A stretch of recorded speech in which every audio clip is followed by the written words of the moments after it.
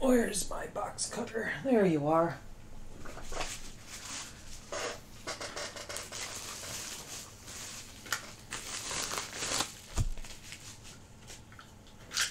I'm just gonna be eating a little bit, chat. Opening some stuff preemptively.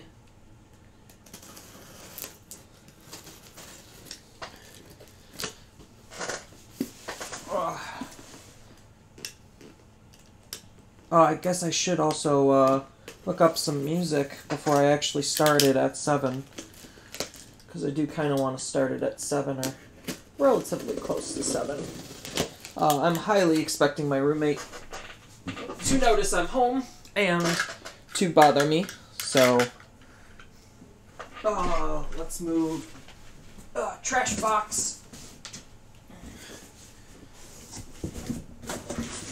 Oh yeah, trash box is nice and full of wrappers. Oh. Alright, let's find music.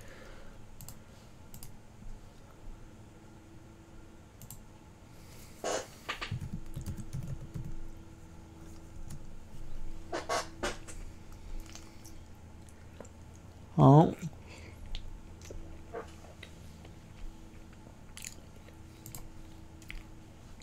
Music. Right.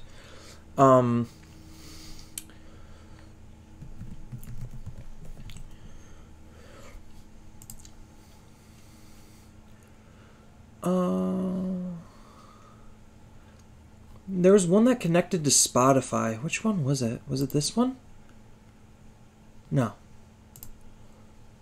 Was it...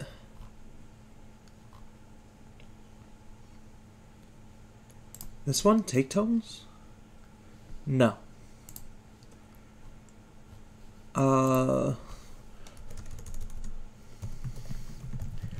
Streaming...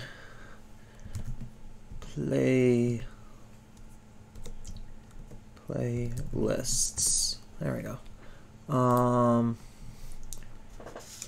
Was it this? No, I mean, it links to Spotify, but that's not exactly what I was looking for.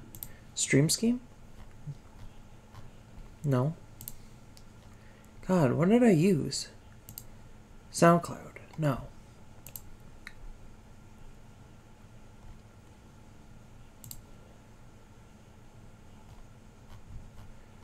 I could just put on the Trails of Coal Steel, right? That should be DMCA safe. Or I could just open Spotify. Spotify. It should be on my Spotify account. Nope, that's not what I want.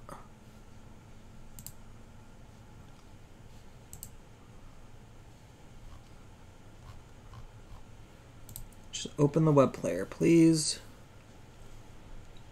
Hey, Roxas. I'm just trying to load up some, here it is. Oh, thank you.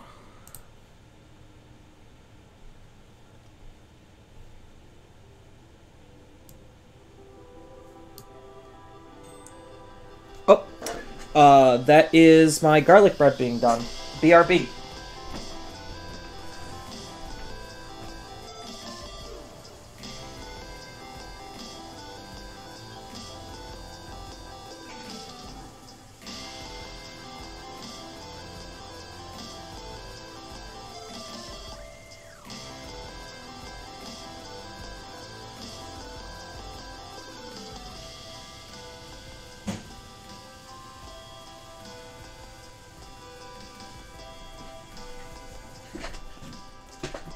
Alright, I'm back with some nicely toasted garlic bread.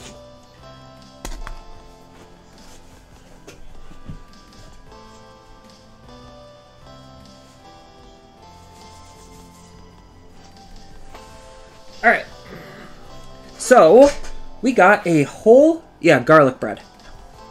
we got a whole case to open up.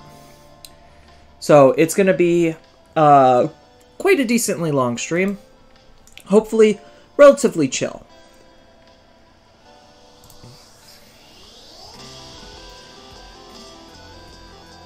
I won't spare you the displeasure of watching me eat. But I'm going to be munching every now and then. Just on some leftover spaghetti.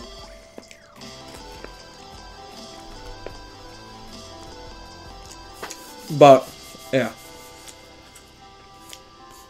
Can you see the box? Yeah, give me 2 shakes of a lamb's tail while I set something up. Hold on. Let's move music. I have so many tabs open. Music tab over here. We will have camera here.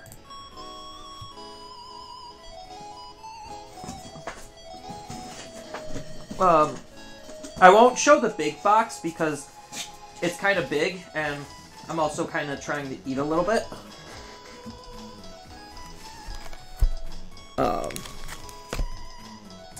But let me...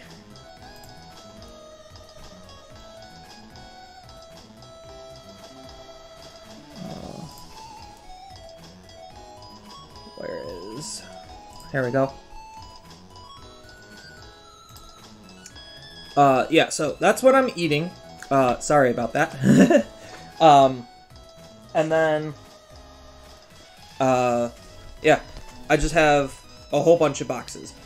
I did get some bonus goodies in the mail, so I thought those would be fun to open on stream too. I'm trying to figure out which way. Let me... So... Double Diamond is backwards for you guys. Okay. So I need to set my cards upside down for me, and that should give you guys a decent experience if I flip this. Or, hold on. Let me preemptively flip this so I don't even have to. So, flip vertical? Boom. Now Double Diamond is legible. Alright. So, now I don't even have to do anything different for you guys. My table's kind of a mess, and it's going to be absolutely wrecked by the end of the stream. Where did I just put my box cutter? I literally just had my box cutter. Oh, here it is. Okay. Box cutter chan. But first, let's start off with the bonus goodies. So, this is just from an online store championship that I went to, and lost horribly. So, there's a couple of 1.0 SRs that I'm still kind of looking for, so I figured might as well try to pull out some of the SRs.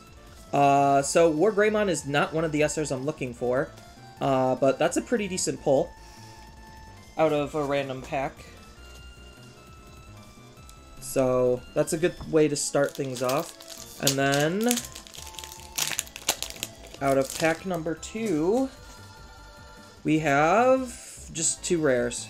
Nothing special. Alright. Well, that was exciting. The SR is always nice.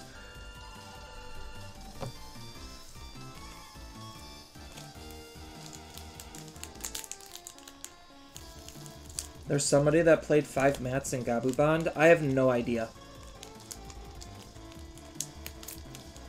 And then my store championship card is a Digimon. So, not bad. Oh, I guess I should show it off a little bit better. Ooh, shiny. I like the foiling. Ugh, sorry, I'm gonna take a bite.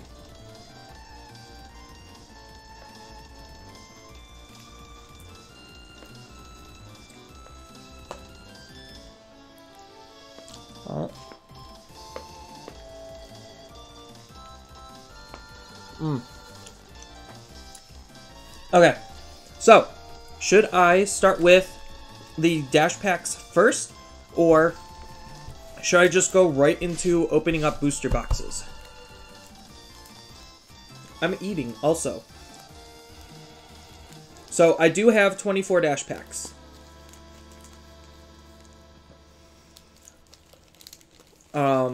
So I could do dash packs first or dash packs last. It doesn't really matter. Because I also have a butt ton of the box toppers to open too. Let's just start off with a box and kind of go from there.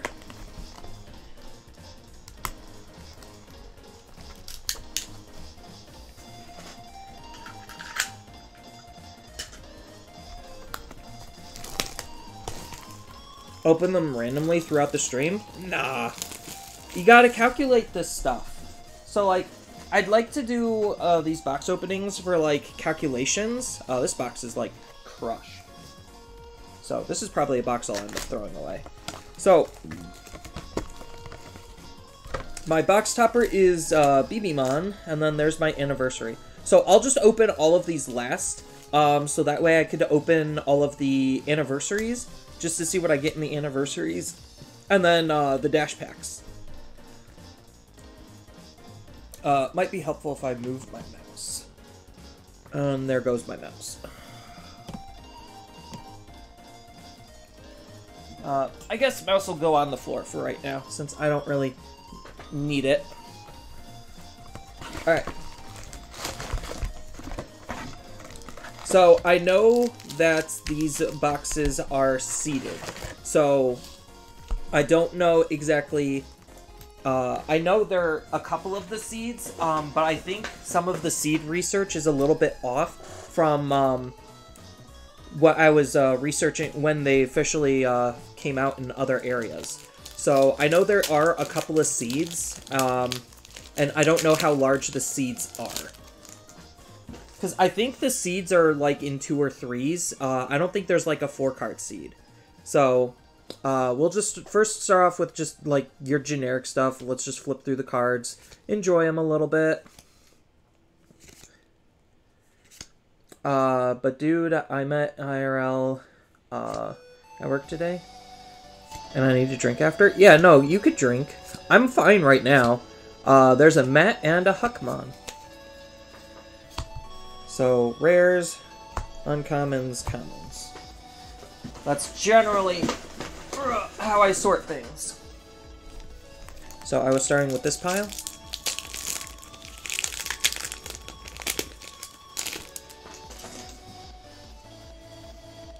So Blade of the True, Big Mememon, the Meme memes.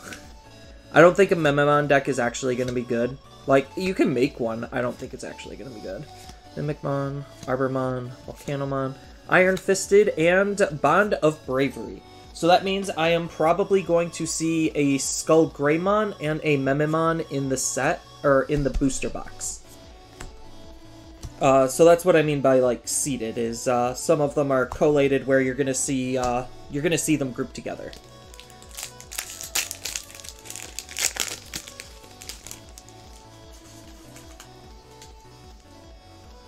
So, after the first box, I'll probably speed it up, because after the first box, we should have seen one of every card, at least.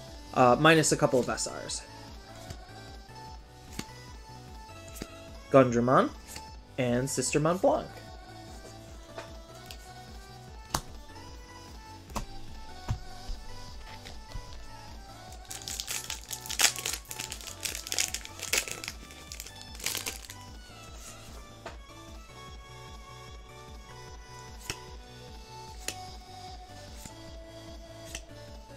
It's a shame the set just doesn't have any value. Like, the majority of the set, like, was tanking if it's not an alt-art or secret.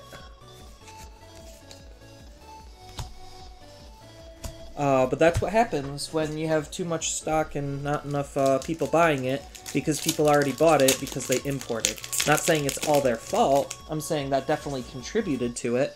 Plus, I think all of the delays actually harms the game. But, like... that's mostly California's fault. Can't really blame Bandai for California being completely crappy. So part of it, like, is just how California is with their distribution chain. So Apparently, California has just some new and interesting pieces of information.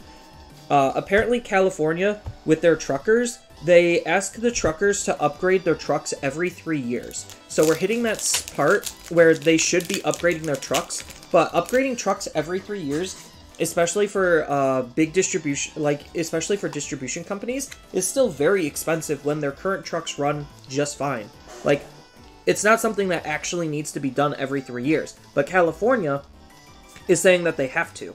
So that's part of like what's causing all of the distributor slowdowns is just California laws and shipping and distributing. On top of them having a not super strong workforce, just because the workforce in like America is just kind of screwed right now.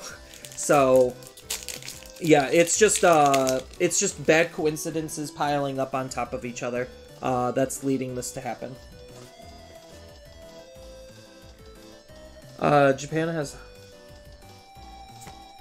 Japan's a little bit smaller of a country, so it's a little bit easier to get around, but they also have, like, their transportation system is a little bit different than ours.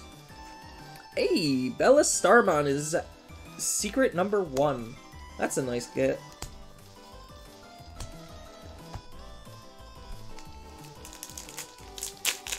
Yo, I know. First pull is Bella Starmon.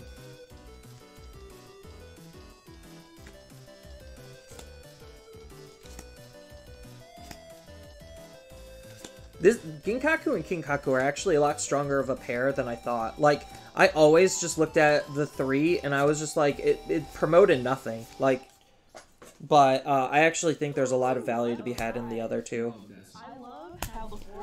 Oh god. I forgot I don't have Spotify Premium, so there's ads.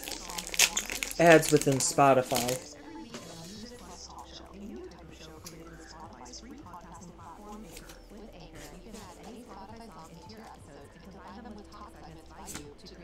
I'm gonna be honest, nothing coming up interesting. Digimon, which is probably why I haven't been talking so much. Oh, you're totally fine.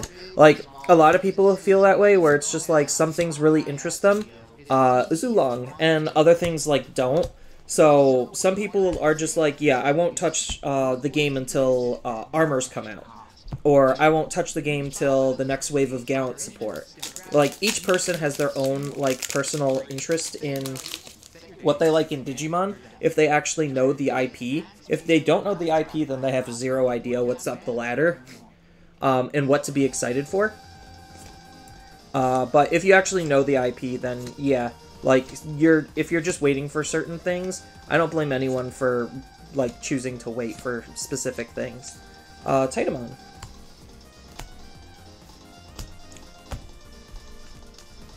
Like, I'm just a Digimon fan in general, so I'm not really waiting for anything, and I just like everything that the game's kind of just throwing at me, and I just take it little by little at a time.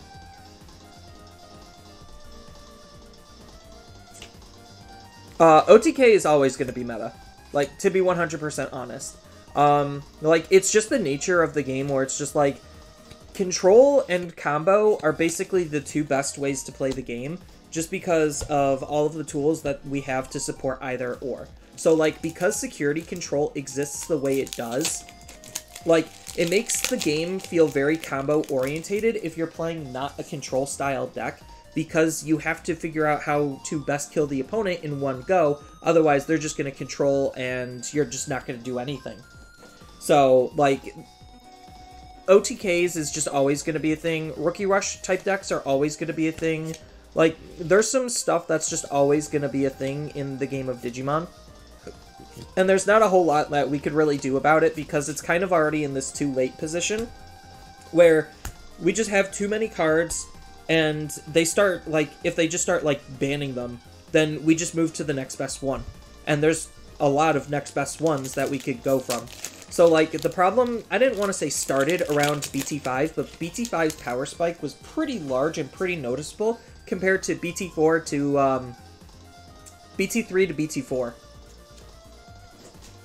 So, like, if you, like, Yellow couldn't really be that great without War Greymon, but you take away Lord Nightmon and yellow just goes back to War Greymon for BT5, as just an example.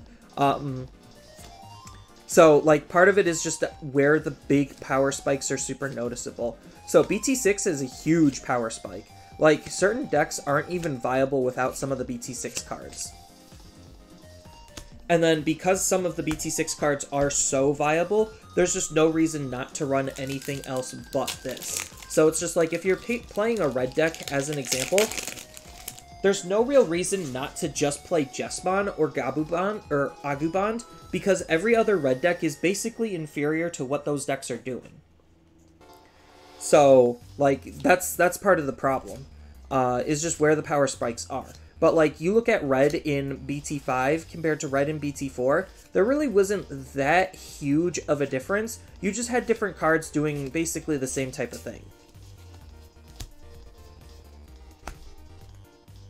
So, like, that's the type of thing that just makes OTK decks always viable, is because, like, it's just a very solid, timeless strategy that almost every deck is working towards anyway. It's just where and how they can OTK are the two big things, and how consistent it is. So, like, red as a whole is a perfect example of this. Like, almost all red decks just want to punch the opponent's security really, really hard, really, really quickly. But they've only gotten more and more consistent. Hey, Genkumon. With the newer stuff versus the older stuff, which is what's making the newer stuff a little bit more prominent than the older stuff. Because it's just like, oh, I could OTK with the new cards and be more consistent than using the old cards the old way. But as long as you're just playing an OTK deck and it could run and function fast enough and consistent enough, like, you should be fine to just sit on that deck for basically ever. And just upgrade it when you need to. So, like, a deck like Shoutmon is a really good example of this, where it's just like, yeah, the more Blitz cards that they add in, the better it gets. The more really solid inheritables that you get, the better it gets. Even though it's not getting, like, direct support, there's still just a lot of powerful things that it could do just because it was already doing very powerful things, and it's just how consistent the new iterations of the deck is.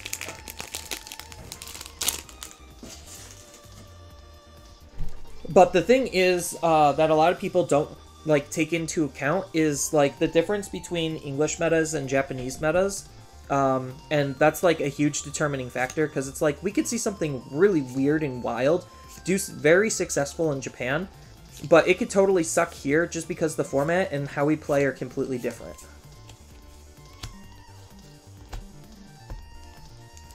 Not to mention, we do have, like, these weird diverges where it's just like, we have BT6 without starter deck cards. What does that look like? We have zero data on what that actually looks like. Because BT6, or the starter deck cards came out midway through BT5, and that affected Japan's BT5. Yeah, like Greymon Tribal. Like, I was trying to build a Greymon Tribal deck for YouTube, and I'm just sitting there and I'm looking at all of the options and tech cards that you could possibly use with Greymon Tribal, and there's a butt ton that you could do with Greymon Tribal. And I actually think, like, it's a little bit more viable than people give it credit for, because, like, one of the best cards is still all the way back in BT1 with War Greymon. Like, this card is still just that good. Especially with all of the new consistency that the deck has and other tech and tools that you could use. So, like, you could use Metal Greymons if you really wanted to, and you could build, like, a sick Alteris deck as, like, your midline. But if you do that, then you're dedicating part of your line to not work around Megas as often. And then that kind of, like, ruins a little bit of the Mega, of the ultimate value, is because you are dedicating some of your deck to play Alteris. But, like, at the same time, hey, Jesmon. Alteris mode is just that good in of himself, where, like, you could totally be fine just not seeing a Mega and sitting on an Alteris. But you have to build the deck around that. But you could also build the deck not necessarily around that, and you could build it around Dragon Man and use the Metal Greymon from the Classic Collection. Because that Metal Greymon is really, really good, just giving all of your Dragon Men Piercing, which is basically most of your War Greymons, and I think, like, the other one is, like, Victory Greymon. So, like, I think that's pretty viable. Like, there's just a lot of freedom and flexibility you could do with the types of tools that they give you, and I feel like not enough people are experimenting, and they're just like, let's just copy and paste what the best decks are, and then just go with that. And I think that's pretty, that's not super helpful for allowing the game to grow and expand, because we are then shutting out other people's creativity when they're trying to do, like, not necessarily jank stuff, but, like, we don't allow all of those other strategies to, like, actually be tested. When Japan kind of just is like, oh, let's just do this and play the new cards and then we're done. We do it for the most part also because Japan does it, and we just are trying to grasp at the best information we can to try to get the best advantage we can, rather than try to experiment and play around with it yourself. But that's just most TCGs in a nutshell. Yeah, like, BT1 War Greymon is actually really, really good because Security Control and Three Musketeers are going to be super prominent decks in the meta, and that card kind of just poops on both of them. So, and then on top of it, it also poops on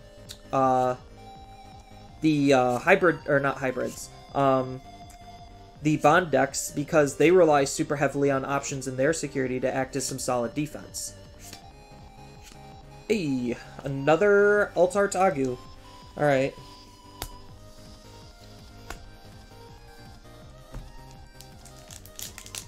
So, like, I actually think, like, if people bother to put the time into actually testing certain decks and certain cards, like, you'd be surprised on what is actually viable and what actually isn't.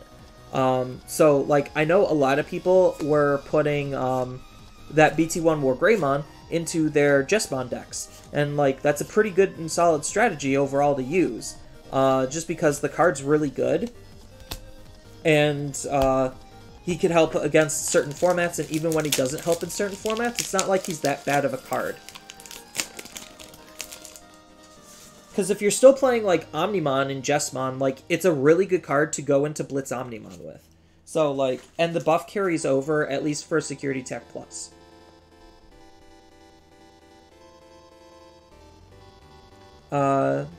Just like how BT6 tie still works when bringing Greymons out of raising. Exactly. So, like, you could actually still hide your Megas in your raising area, bring it out, get a card draw, and gain a memory to do some really powerful follow-up things. Like, there's a lot of room for experimentation that I feel like is kind of devoid because we all just look at Japan's meta and Japan data and just grasp to that so hard, when I also feel like Japan, like, people are utilizing Japanese data completely wrong. So people are utilizing Japanese data as if it was, like, the gospel and the same as our meta, when most people don't even realize that Japanese just play best of ones most of the time. So it's not helping anyone by, like, saying, oh, this won a Japanese event, let's use this. Like, that's a good starting place, but you have to also think about the differences between our formats, because Japan also has small events. So what's topping in Japan is best of ones with, like, not even 16 people. Like, it's basically locals. So you're looking at winning results off of locals, and the best thing that you could do with that information is just gauge the interest on certain decks and how powerful those decks are in that type of environment. Sorry, I'm gonna be taking a bite of food.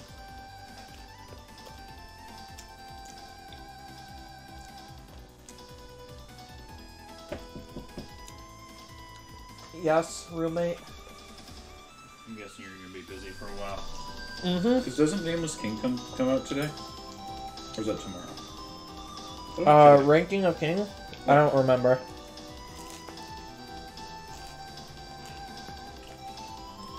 Eating break time? Gotcha. Yeah, well, I was gonna show you, I pulled an Austin. I have eggs and rice. eggs and rice is good. With sriracha sauce, but I like my hot sauce. Yes.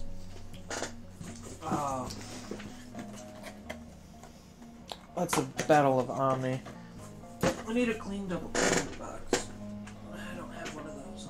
Did you really open your whole box? Your whole case? Yes, I opened my whole case out of this one booster box with the other booster boxes. With my other booster boxes sitting next to me. That wouldn't make any sense. Yes. No, you're fine. What are you looking for? I thought you a had storage box because the booster box that this one came in was kind of trashed slightly. Oh, was it shipping? Yeah. So I was just looking for a booster box to throw it all in. Whatever. I'll just use this. I will leave you to your stream.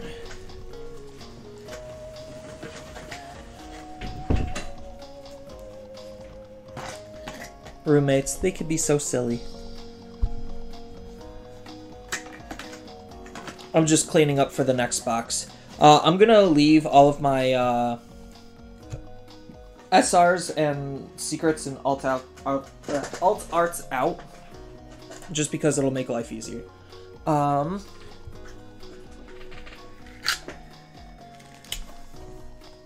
Yeah, this is a little bit crushed, but not like that bad.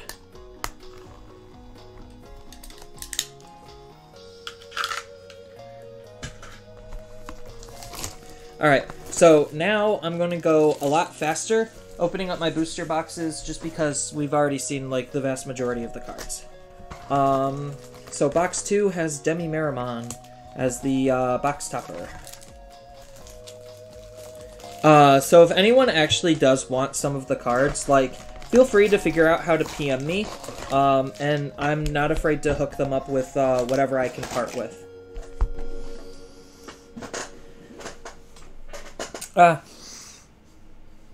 Priorities shift from rush hours.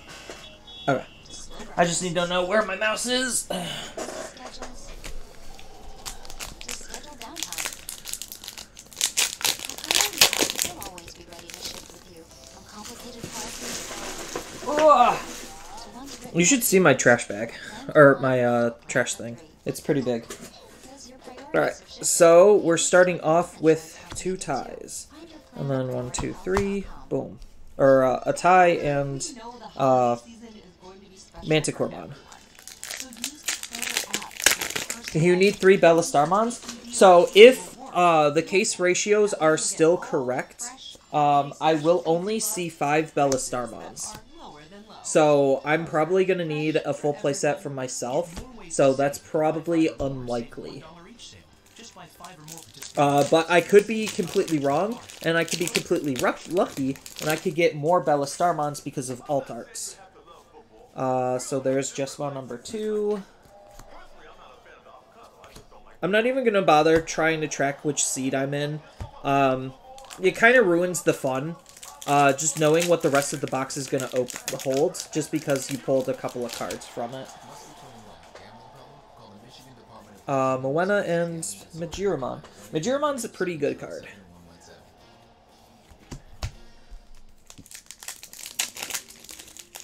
So I need to figure out what to play for the online regionals. I have pretty much the majority of the Agumon built. Oops. Uncommons. There we go. Oh, you're an uncommon? Uncommon. There we go. Okay. Order has been restored. Dynasmon, because you like the art. I mean, I could part with Dynasmon. That's not a problem. I opened a couple of... Like, Dynasmon was the card I opened up the most of. Like, pre-case. So, I definitely have extra Dynases to throw. Jessamon, not meta like in Japan. No, Jessamon's going to be meta just because people are seeing Japanese results and they're just like, okay, Jessamon is meta, so let's just play Jessamon. That's kind of like the type of information that I'm alluding to, where it's just like, they just see him topping a lot in Japan. Hey, Bellastarmon number 2. Alright. But yeah, so they just see him topping a lot in Japan, so that just immediately makes them assume that he is, like, one of the more powerful decks. And, like, they're partially right about that, but they're also partially wrong about that, because they are not looking at the context in which he's winning. Like, if you actually look at a lot of the, European and, whatchamacallit, Latin American results, like, that's a little bit of a better, that allows you to draw better conclusions on terms of, like, what's better in the overall meta. Because their format is more similar to ours, even though they have starter deck cards. So,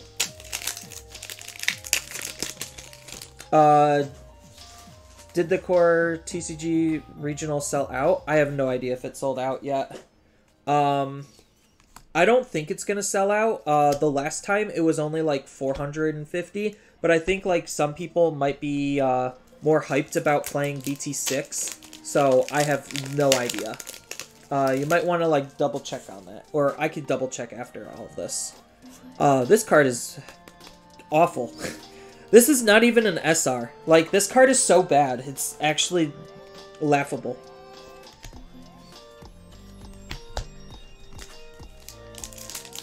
Like, I like Decoy as a mechanic, I just think that they did it poorly. Like, oh, Altar Alphamon. This is a pretty solid box. Secret Rare is... I got 2 secrets in a box. Nice. And he came with a Gundramon. How generous.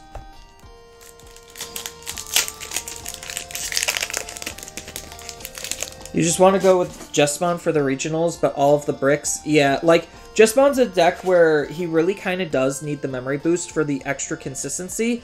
And, like, against certain decks like Security Control, that's super important on having that consistency, and they give you enough time to allow you to actually play the memory boost cards to set up. Same thing with the Bond decks, like, they actually give you enough time to set up if they're not, like, going absolutely apeshit on you. 2 rares, nothing interesting there. I guess I should pull out all of my level 5 Eosmons. Because that's a pretty spicy card.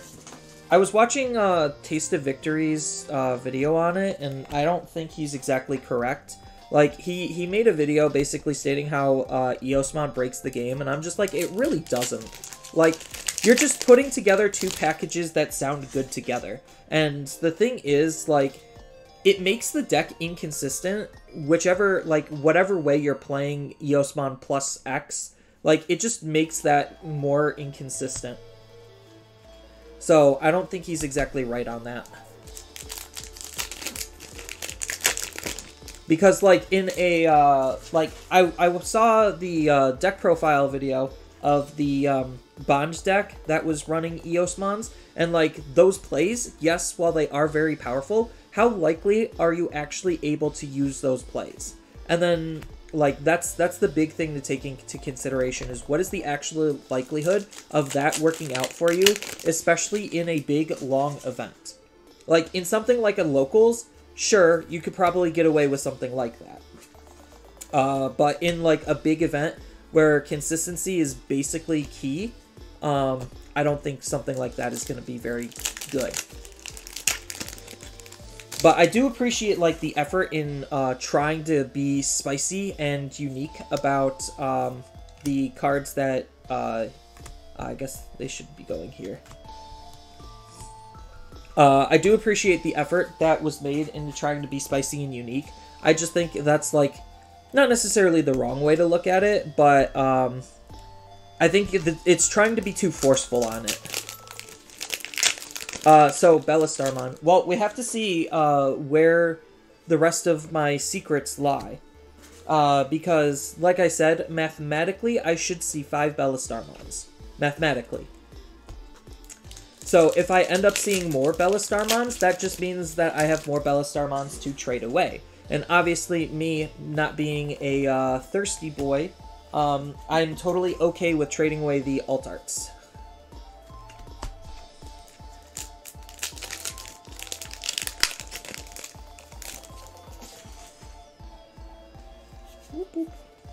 special there.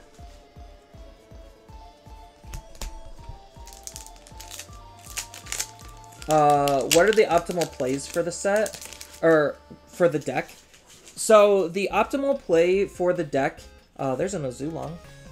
So like the whole big idea is you're going to be using Eosmon to be able to play Nokia, to be able to play Gabumon, to be able to use Gabumon's on-play ability. So it's just on-play abilities cascading off of one another.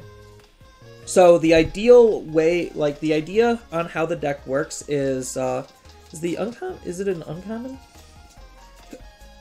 I think it's a common. Yeah, it's a common. Nope, that's not that one. So you're using the level 4. So you don't use anything below level 5. So you use the level 4 to play the level 4. Then you get to play a white tamer that costs 4 or less from your hand for free, and then your opponent gets to play a tamer, any tamer, from their hand for free as well. So the idea is, if the opponent has a tamer, cool, whatever, but what you're trying to do is just play the level 4, to play Nokia, to play Gabumon, and then Gabumon will do something on play. So that's kind of the whole, like, combo-ness of it. But that's just a lot of pieces to line up, especially since we don't have very efficient ways to search out Eosmons. So I think the only way we have to search out Eosmons is with, what's-her-face? Moena. And, like, now you're just trying to commit too much of the deck to this little package that's trying to be cheeky and cute because you could play, like, 3 to 4 cards in one turn. I don't think it's efficient enough. Like, yeah, it's powerful, but it's, like, even more high-rolly than playing the Ancient package inside of Gabumon right now. So, I just don't think it's going to be very good. 1, 2, 3, 4, 5, 6, 7, 8, 9. So that's another 9-hit box. So, let's put my secrets and alts at the bottom. So, right now, I opened up 2 Bellistarmons, 1 Alphamon alt art, and then 1 Gabumon alt art. Or Agumon alt art. Let me take another bite of spaghetti and bread.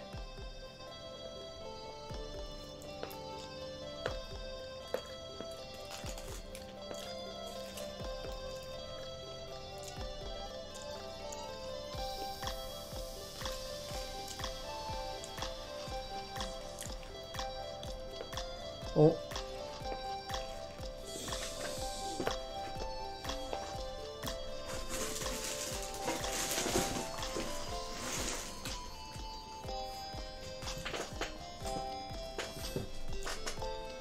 Oh, I should probably put my cards away. That would also be helpful.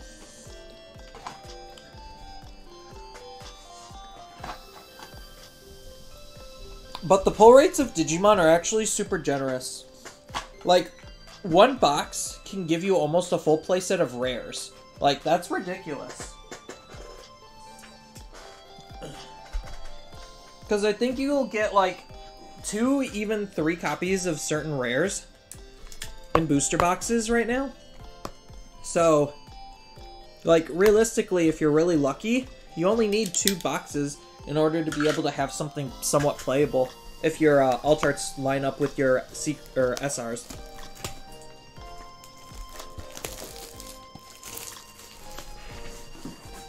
Which I think is pretty nuts, but considering, like, you'll get a full playset of basically anything uncommon and below in a booster box anyway, it's just nice. Tsunamon and another anniversary pack.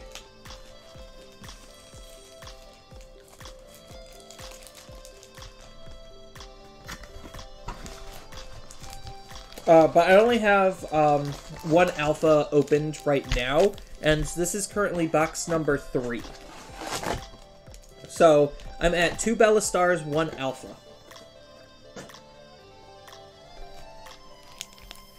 Actually, this is box number 3. So I'm doing pretty alright so far. Stronger start, which means I'm going to have a piddling finish. Maybe... There we go. So, because I already opened up one box, I'm just going straight to the end to look at the good stuff and then pulling out the uncommons, and I'm not even looking at the commons. Because I'm just going to have so many of them. Although, I should probably try to dig out the Eosmon uncommons. Because I do want to build an Eosmon deck, because I think that deck requires, like, borderline no resources. That's one of the few decks that you could actually build within the set. And most of the time, you can't actually build decks inside of the set. Which is unfortunate, but that's just how Digimon is. Because most people are just like, I see the question asked a lot online, where it's just like, how do I start getting into Digimon? How many booster boxes should I buy? And then they, like, ask very, I don't want to say silly questions, but, like, if they spend a little bit of time actually researching, they could answer the questions themselves. But yeah, so, like, the fact that most Digimon decks are not self-contained and do require cards from other sets make it a little bit harder to, like, tell people what to buy first. Just because of that, and I think this set... there's another Alphamon. I think this set, having Eosmon, is pretty nice, because Eosmon is one of the only decks you could actually build within the set. Just because of how, like, awkward Eosmon is. So it would be probably a not super optimal Eosmon, but you could still build it entirely from the cards inside of the set. Because it would be like, what, 4 Molenas, 4 Morphomons, 4 of the level 4 and level 6, and then you could just play 4 of the option, and then have the rest just be literally whatever you want it to be, which could just be all dedicated to the level 5. But that might be a little bit too much for a person, because I don't know exactly how many boxes that they would open. They would probably need to open at least 3 to 4 booster boxes in order to actually build Eosmon. Because you could still use, like, some fluff and filler green cards. Like, this would be a pretty good green card for Eosmon. So that way you could just hard play it, Digivolve right up into the level 5. So, like, there's the hybrids. Well, although you can't really use the hybrids because there's no green tamers in the set. Which makes the hybrids a little bit more of an awkward inclusion. So now I'm at 2 alphas. 1 normal, 1 alt-art. But, like, this is a good set to kind of, like, show off Digimon's set design and, like, how they go about building sets. So, most of the time, a lot of the set is going to be dedicated towards, like, their newer cards, but there are certain cards in the deck, or in the set, that are dedicated to updating older decks. And that's kind of like Digimon's pattern, is, like, the majority of it's going to be new with a little bit of updates for the old. So, some of the cards that I'm talking about that kind of do that are cards like the Flamemon.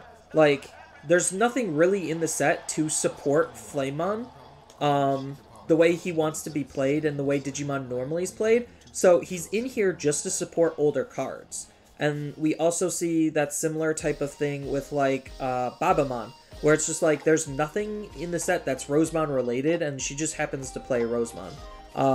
She's probably based off of the anime, so that's why her effect is the way it is.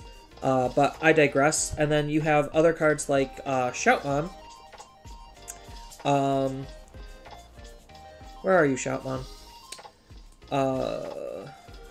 Oh, you have cards like Electmon too, where it's just like, there's nothing really synergizing with on-delete effects, so this is more support for Chaos Gallant. And then we have, if I could ever find him, Shoutmon, which is obviously supposed to upgrade Shoutmon. So, like, that's kind of what Digimon's set design is, where the majority of the stuff is going to be dedicated towards building new decks, and then a couple of the support cards here and there for older decks. Sometimes they'll do the reverse approach, where they'll release a card completely out of context, and then in the next set, put the full line into the set.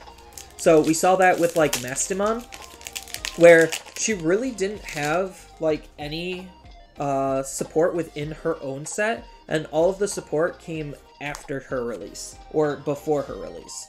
So, there we go. But that's just kind of like how Digimon set design is like they'll have the theme, pick the theme, roll with it, make new decks based off of the theme, and then have good supporting cards for either setting up new decks or old decks. Because like otherwise, why is Ancient Troymon in this type of a set? It just doesn't make sense. He's in there for the next set, when hybrids actually become the focus. So he's a perfect example of like alluding to what is to come. That's probably a clump. So clumping is still an existing thing. I think the clumps are different based on the cases and how they're printed. But this is currently going to be a clump for me. There's a couple of other clumps that I noticed. I'm not going to bother pointing them out. But rare clumping is still a thing, it seems like. Majira and Moana. Minoa, not Moana. I want to say Moana, but that's the Disney movie.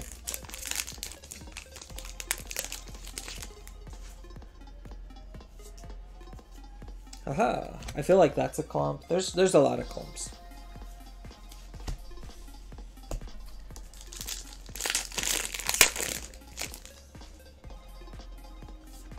Iron Fisted and TK. Iron Fisted's such a good card.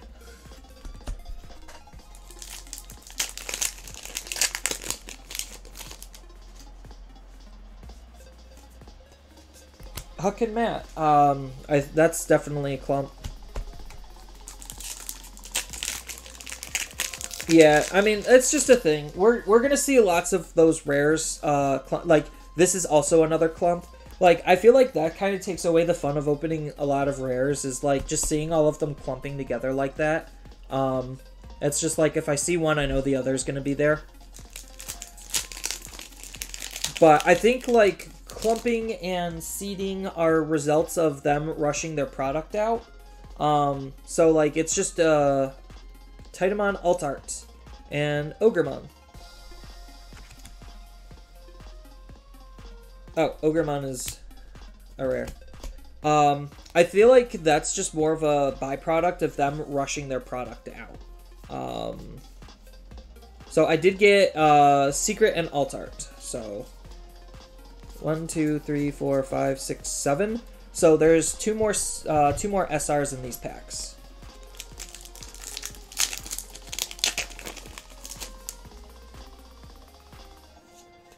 Not in this pack. That's for sure. But yeah, so I feel like clumping and seeding is just a byproduct of them rushing their products out. There's the Genku.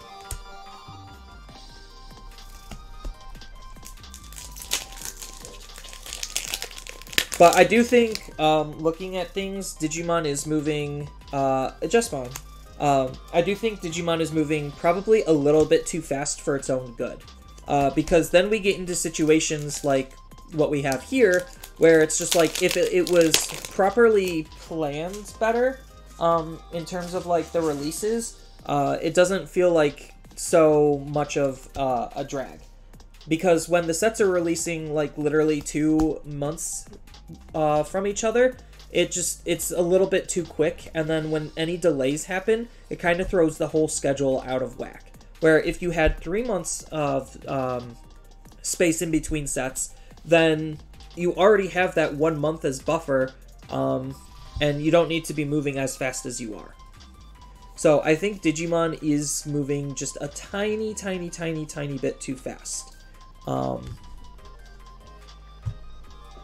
Alright, let me take another bite of spaghetti.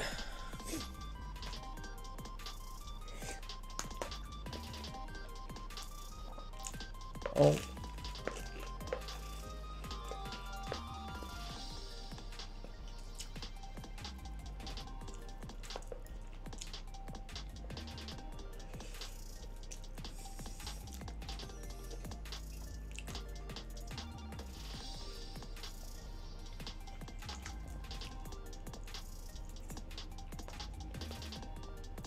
Well,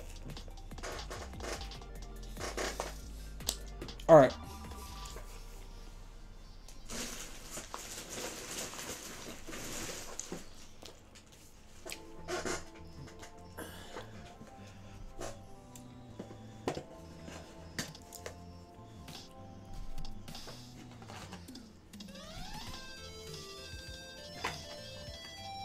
Oh, I should have advertised my stream. I didn't even advertise the fact that I was streaming. I just went right into it. It's fine. My stream's not usually super big anyway. I'm a pretty small fish. Like, just because I have a okay-sized YouTube doesn't really mean much of anything. And my YouTube is still pretty small compared to a lot of my other competition.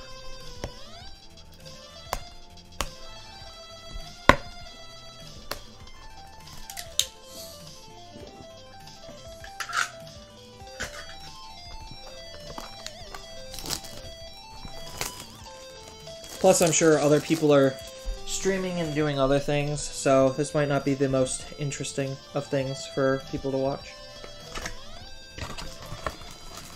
We got a Pagumon this time. So far, we got all different Digitamas, which is nice. So, let's see if we actually get...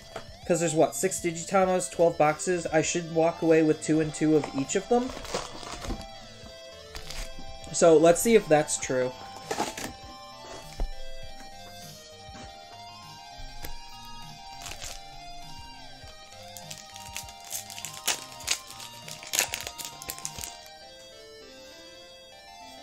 Bam! See, there's another clump.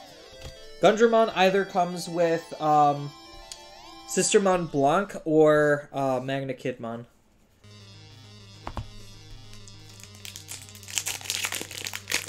You're also playing Rush Duels? Gross! Stop playing Yu-Gi-Oh!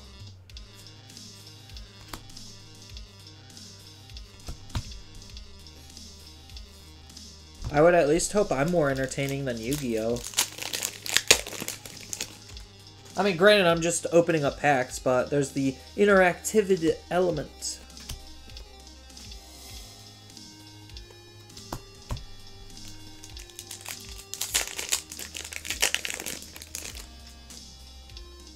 Wow. Oh, they're right, he's an SR. That's always disappointing to see.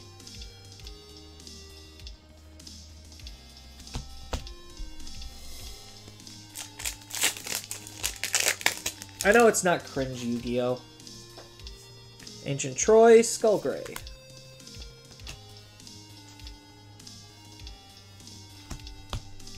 I wish some of the cards were a little bit more pronounced on whether they're an SR. Because this could easily be mistaken for a rare. Very easily.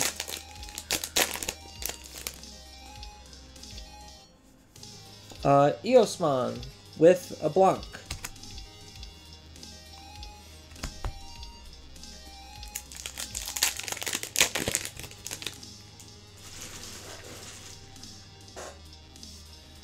Huck and Underworld Call.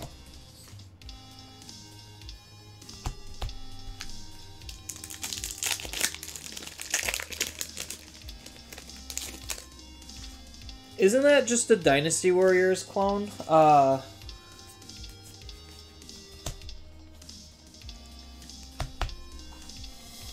Muso game. That's it. That's the technical term. Isn't Basara just a Sengoku Basara just a Muso game?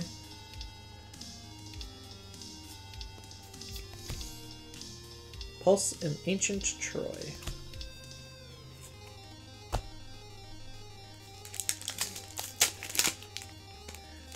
I mean, I'm not saying it's not. I personally don't like Muso games anymore. I just find them to be very shallow and boring.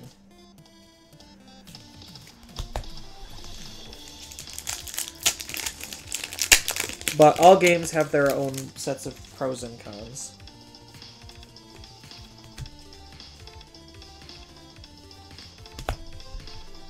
And each person likes their own things, so I just personally don't like them. Not anymore. I used to like them.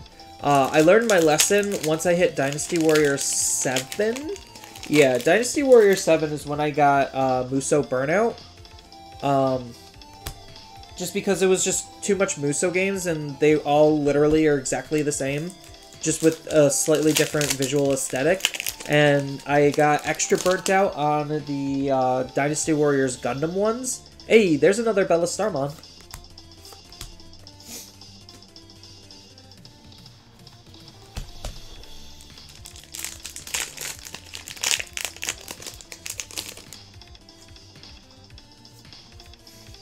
And a Bond of Bravery. Can't believe it's Bond of Bravery. I don't understand what's with their translation team. Like, it doesn't seem like their translation team is on point with translating their cards. Because we have lots of erratas. We have lots of just awkwardness in just the translations.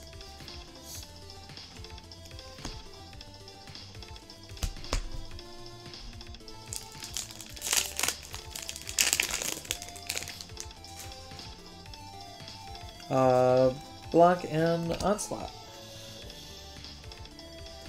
So I'm probably going to end up building all of the top, like, tier 1 decks, just because might as well. So Zulong and Tai. I've also been thinking about building Hexablau, but I still am not super sold. I got utterly crushed by a Hexablau, but that was more because I bricked rather than me playing poorly.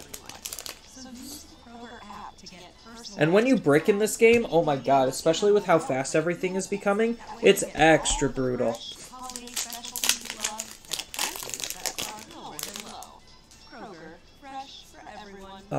Ciel and Manticore.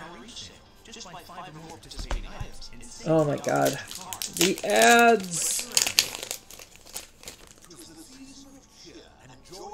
Rattlestar and Ancient Troy. So, does the Omnimon take up an SR slot, or does it take up, like, what kind of slot does it take up in the case? Or the packs? Not that I'm, like, really caring about the hunt for the Omnimon. I honestly do not care about that Omnimon at all. It's just more information that I'd like to just keep in mind. Dynasmon, Alts, and Iron Fisted. So, we want to see as few alts as possible, because I think both of the secrets are really good. I think, like, when BT9 comes around, Alphamon is going to, like, start really shining. So, I got Dynasmon alt and Bellastar in this box. The Dynasmon alt is pretty unfortunate. I would have rather had that be probably almost any other alt. It's an SR in the box? Okay, that's good to know. Well, bam, nope.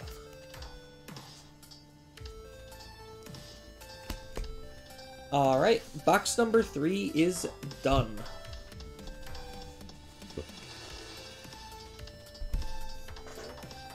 So, as I put away the cards, I will take more bites of spaghetti, because it's getting late and I actually need to finish it to not screw up my digestive system.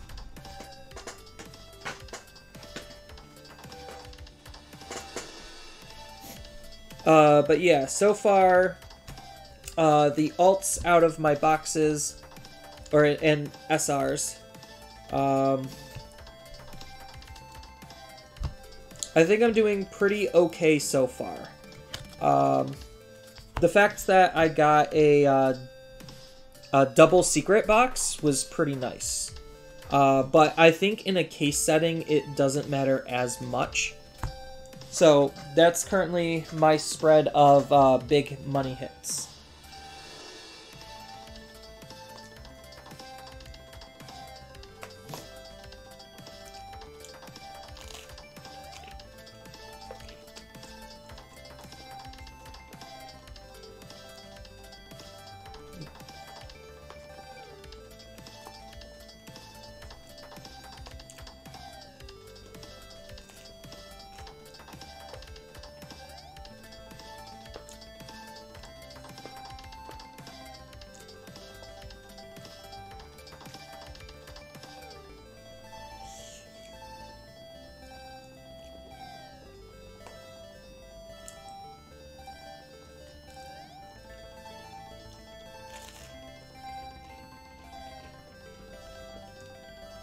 there's still a lot with my Twitch I need to set up. I'm pretty awful of a Twitch streamer.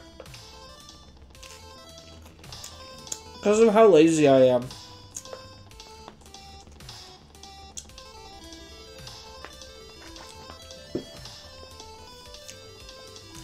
Part of it is laziness, and then part of it is I just don't have the time.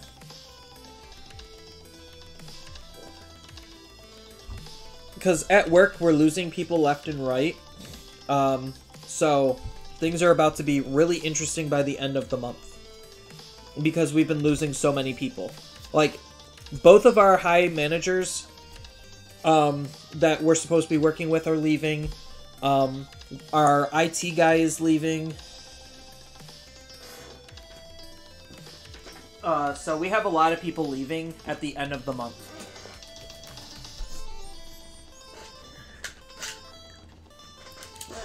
I mean, shipping and distribution, I guess that's just the trend because people don't see it as something long-term. It's more of like a mid-term stepping stone to get you into a better long-term position, which I guess is kind of true. Oh, the Dynus is nice? Yeah. He'll be up for sale. Just because I don't care about Dynus, no offense. So this time we have Kiaromon and another box topper.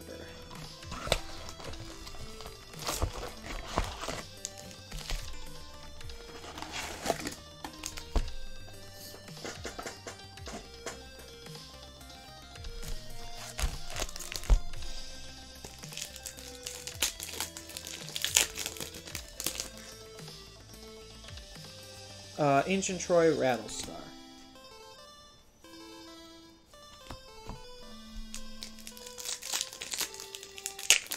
You need to get more binders? I need to get more binders too. Jessmon and Huckmon.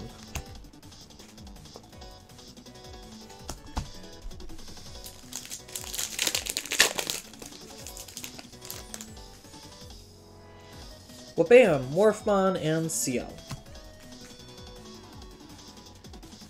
Yeah, so, like, another thing that I saw people trying to do with Eosmon is, like, Eos Jessmon, just because you could actually evolve off of the Sistermons. I think that's pretty cute, but I don't think that's great.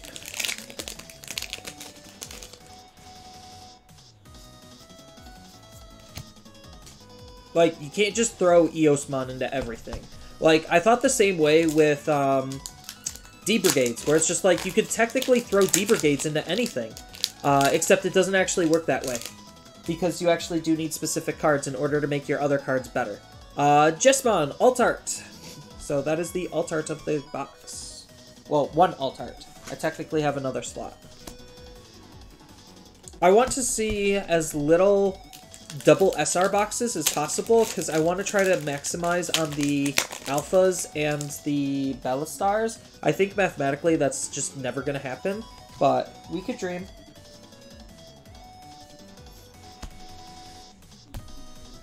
Because theoretically, I should see one of each alt art in the case.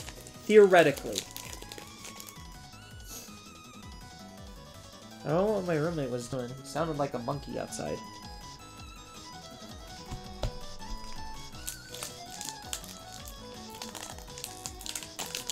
Yeah, Jessmon does not need more bricks. And I see people, like, trying to run... Because, like, you could kind of use Jessmon in it. Play the... I don't know. It doesn't seem super great. But, again, that's just people, like... When they're trying to play multiple packages in the same deck, if it doesn't just naturally work, I think people are just trying to force it to work. And, like, you could have some very, like... good results with it, but long term, for big events, I don't think that's a viable option. Even short term, just the prospect of bricking is not even one that you want to be thinking of.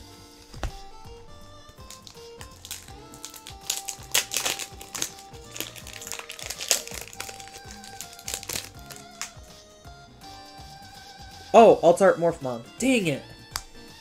Isn't that, like, one of the bad alt arts? I think it is. But theoretically, like I said, I should see one of each alt art, so I guess that's not that big of a surprise. It just means the rest of this box is not going to look very good. Oh, I guess I should talk about the secondary market.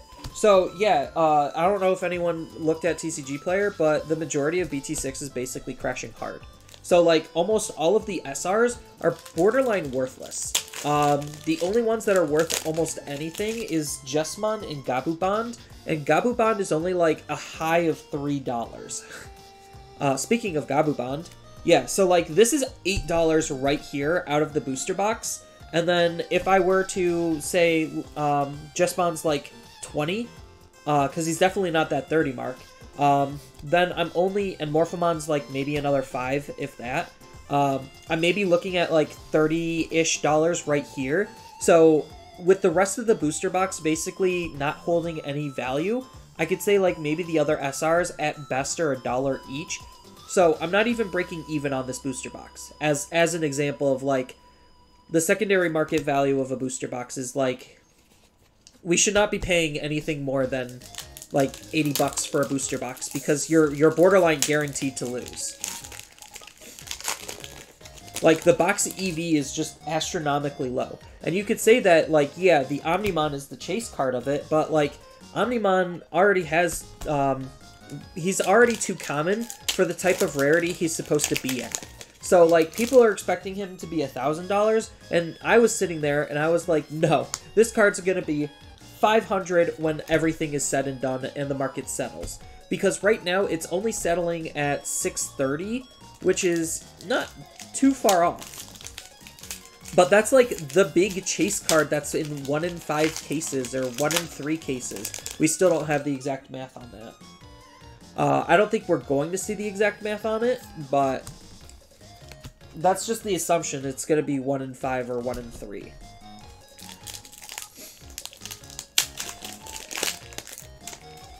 Which, I mean, a card like that being that type of rarity should basically pay for the case. Or at least the majority of the case. So I'll be happy if I see one, but I do not care if I don't. Because that's not what I'm getting the case for. I'm getting the case to have cards to play with. And cards to sell and trade off. Thank you for the follow, Aristo? Aristo1. I hope I'm not butchering that name. Oh, that's an SR. Dinosault? I have one Dinosault. So, like I said, mathematically, I should see at least one of each, alt art. So, I don't know exactly how that's gonna pan out in the end. But yeah, that's just what math says. But math could be wrong. Computers tell me all the time I'm wrong on my math. You hate to see this card. Like, the big problem with this card is I already have a full playset of the better version of the card. Do I have my... Oh, there it is.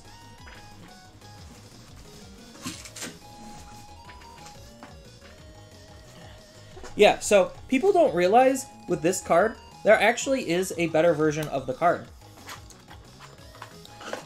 So there was something that was printed with the starter decks, and they come with base versions of errated cards, and hey, he's on the errata list. So there's a not foil version out there that's probably more rare than the foil version. And then same thing with the alt art, a not foil alt art version.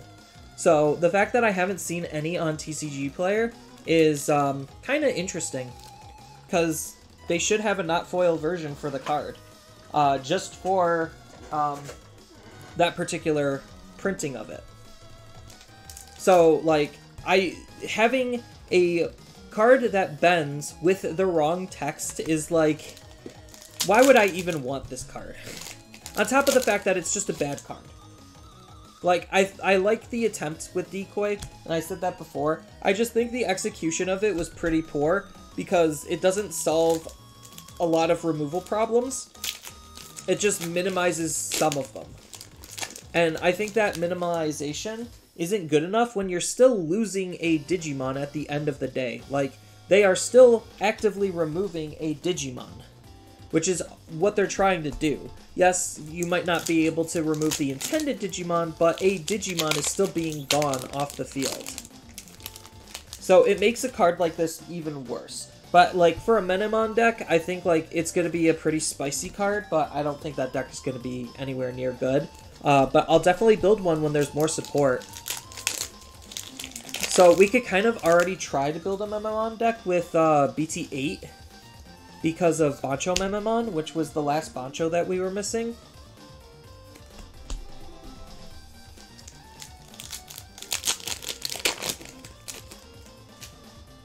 So it's nice to have all of the Banchos in. I kind of want another printing of Bancho Leomon because his current version just sucks so bad. It's just so awful. And I hate that they treated my boy with such disrespect. Not just for the meme value, but just because, like, he actually is a somewhat important character in the show.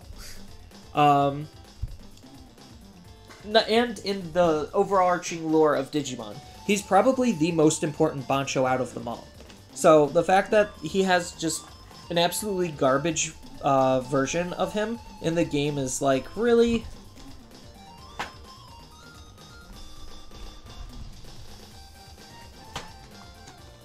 Alright. Time to pull out another box and take some more bites of spaghetti.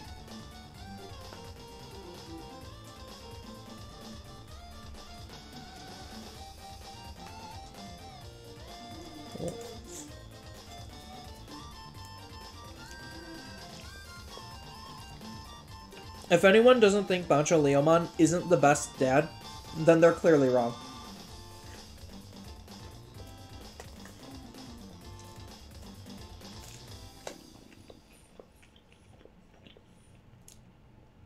Here in Michigan, we're used to keeping ourselves busy all winter long. Whether that's enjoying mugs of hot chocolate by the fireplace or a late night of movie watching. And at DTE, we want to help keep that winter fun going while saving you money. With our online interactive home, you can find... I'll just finish it since there's a couple of bites left. From your kitchen to your living room. Stay cozy and save. Head to DTEinteractivehome.com today. DTE. And now, Smart Water presents Random Advice with Pete Davidson. Thank you, Well. hot announcer guy. Did you know that Smart Water is perfectly pH balanced with electrolytes for taste and living at your mom's house gets weird at a certain point? It's true. If you're not hungry or dying anymore, you shouldn't All right. either. So, drink some Let's get back to Crackalakin. Smart Water. Keep living. Hiya! This week at Myers, Santa bucks are back. Oh my god, these ads. Why do I not have Spotify Premium? Oh, that's right, I don't use Spotify enough. There's another Demi-Mira! Ha-ha! Woo. Get $75 off your next in-store purchase with the love for Easy there, table.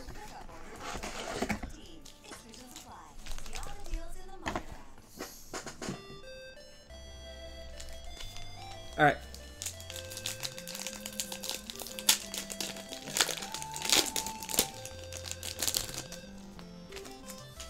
I'm gonna have to, like, keep patting down my garbage because it's not starting to overflow, it's just really full. Nothing in pack 1. That's to be expected. Most of the time they're gonna be in the middle. The tops of the packs most of the time are usually the worst.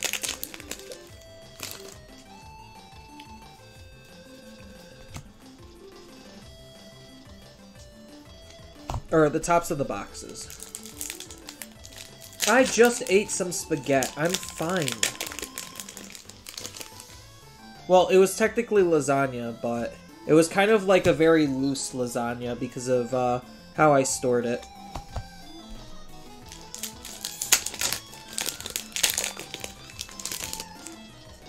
But it was still lasagna. Genkumon!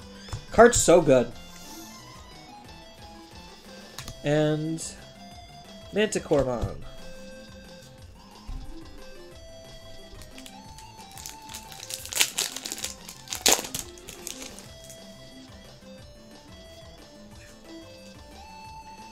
Oh, Jespawn, right away.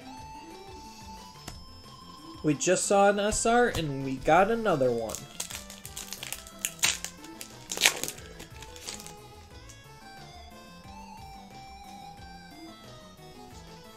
Oh, for a second I'm like, oh, another SR? Nope. Just more rares. I do kind of wish they had different foilings for rares and SRs. I do appreciate that the rares are foil, because, like, the gold stamp around, like, the border did kind of, like, pseudo-damage the cards. So, it's nice to see that they're not damaging them anymore, on top of the fact that it's a little bit harder to weigh the packs. They're still weighable, but it's just a little bit harder. Just because the SR foils are still heavier than the normal foils. But that's because there's like some slightly extra stuff going on and some of the parts of the cards aren't foil. It's whatever.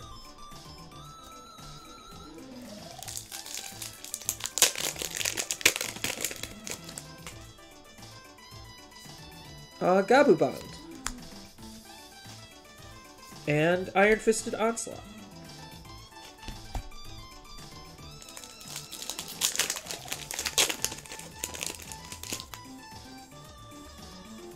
I want to try to play Agubond. Like, I know some people say that, like, the deck is borderline unplayable until the starter decks come. I think that statement is kind of false. Like, there's still lots that you could do with, God dang it. There's still plenty that you could do with Agubond without the starter deck cards. Like, the starter deck cards just help it a little bit because you have Red Memory Boost to help with the consistency, which is usually a good thing. But we already have a Tamer Digger. And we already have lots of really good Agumons that we could be using. So, like, I think that an Agubond deck, pre-starter deck, is still viable.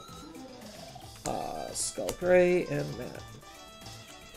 Like, the fact that some people are kind of, I don't want to say elitist, but they're very dismissive. Like, a lot of the, some of the higher up players, not going to name who, are very dismissive when it comes to particular decks and particular card usage. So, like, I don't want to try to be dismissive on much of anything if I could avoid it. And that's kind of, like, reflected in my channel on, like, me building some of these weird stuff that people have not even seen before. And, like, I do a little bit of, like, more theory crafting on some of the jank than some other people. I mean, granted, I'm not, like, super combo orientated, and I'm trying to, like, play things a little bit safer. So that's why I didn't come up with, like, Eosmon Bond of Friendship, or Eosmon Bond of Courage, or Eosmon Jessmon. Like, that's just them trying to force something into something that's not, rather than trying to be a little bit more creative and be like, okay, here is legitimately something. Like, an example is, I was thinking of a Vikemon deck that uses the Classic Collection, Vmon cards. Because, well, Vikemon is a free attribute, and a lot of the cards that are interacting with Imperial are interacting with free. So that's something, like, people aren't necessarily thinking about. Like, do I think there's better and stronger things out there? Yes. But, like, at least the effort and thought is being put into trying to do something creative and new and different, and not just trying to force it or dismiss it.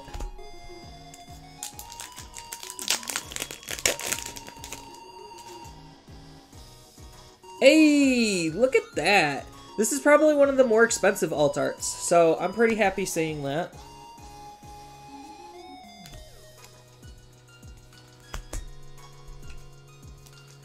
I have another one of these, so that's pretty good.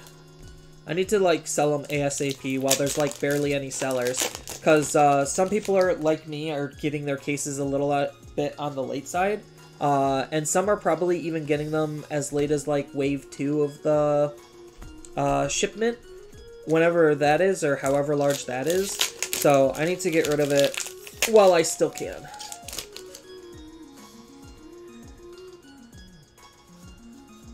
Another bond. I'm okay with bonds. I think the bond deck is a pretty easy deck to make. Like, it's a very low investment type of a deck, just because, like, the types of cards that it's playing around with are just very simple. So,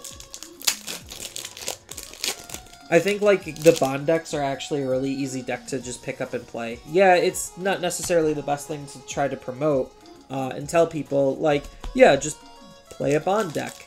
But I think, like, because of the way it is, like, once you have the bonds and once you have the tamers, like, the rest of the deck, oh man, kind of just builds itself. I don't know what it is with me and this Agumon, but this Agumon, I've been seeing a lot of him. Like, I think I already pulled one, and then I already pulled, like, 2 of him from, my other stuff. So, like, I kind of don't want to see him anymore. I would rather have saw the Gabumon, because at least that's worth a little bit more, because Gabumon is just a little bit better than Agumon. 1, 2, 3, 4, 5, 6, 7, 8, 9, everything checks out.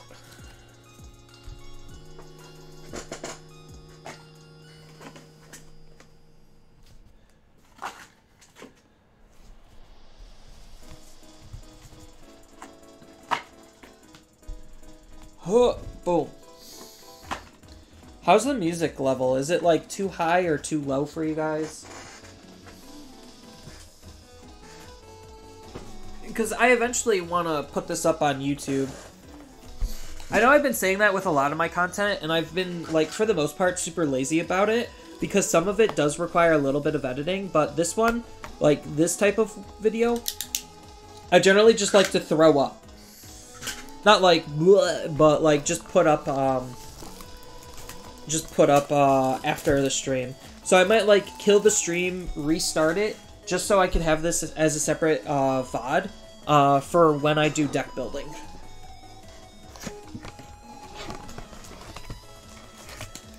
Hey, Pinamon! So that's the first Pinamon? You can't hear the music? I could turn the music up.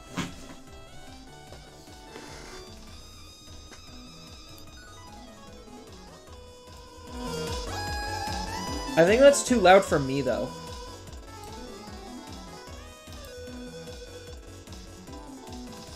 Is that a little bit better? I mean, like, I don't want the music to be super prominent. I just want it to be, like, faintly there. Like, you're not supposed to necessarily pay attention to the music. It's just supposed to be, like, something in the background to add dynamic to my, or to add something more dynamic to my voice.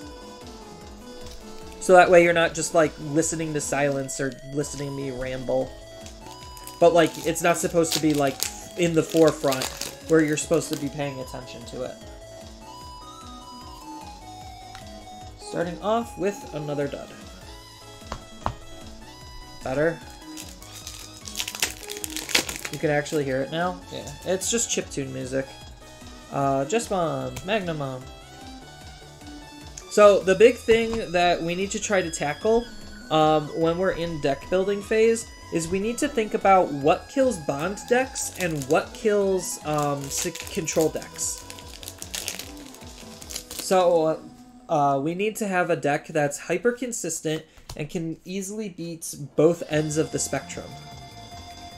I know, that's a little bit easier said than done.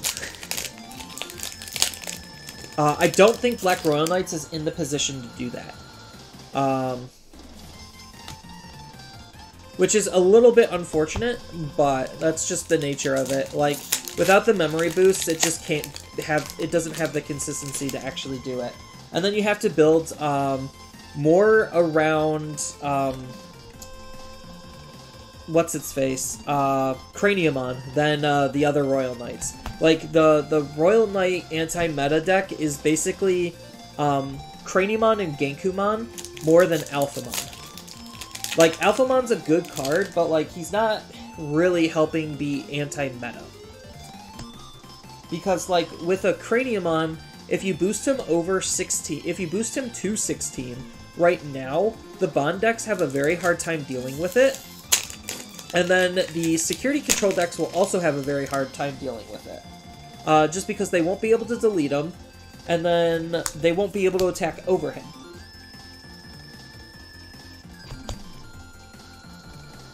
So, like, I don't know, maybe it is the play, but I don't know how to make that deck more consistent without the memory boosts.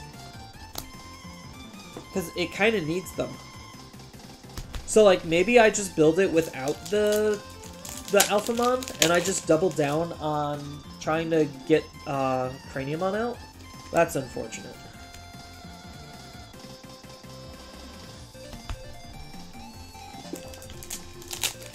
But I don't know if exactly that's the deck, because it still loses to some of the Tier 2 decks. Because, whatchamacallit? Hexablow. Hexablow could just absolutely rip that deck to shreds.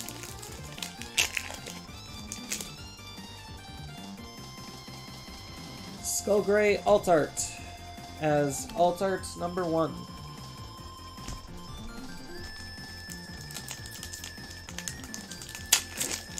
Because that's why I was thinking, like, maybe just building an Agumon.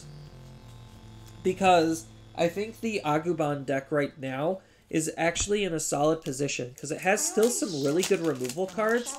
And then it also has some really good aggro tools.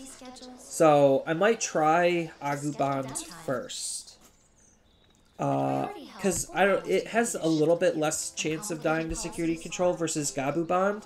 Just because we have red cards to play around with, and we could actually burn their security. So,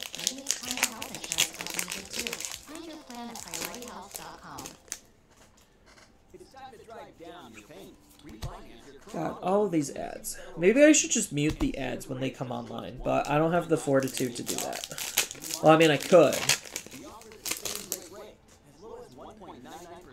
Wow.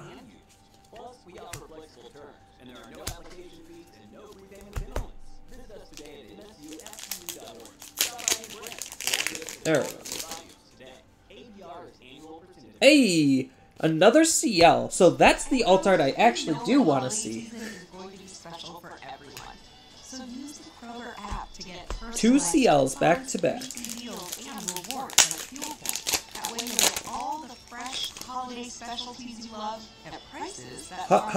Oh, nothing. So, how many SRs do I have left? 1, 2, 3, 4. So I have 3 SRs out of the, like, 6 packs. So half of these have SRs in them.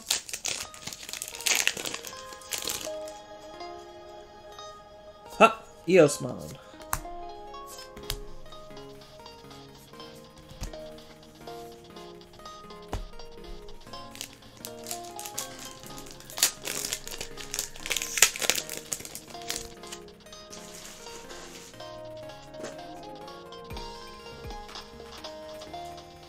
No, I don't. Bravery and Onslaught. I'm okay with that.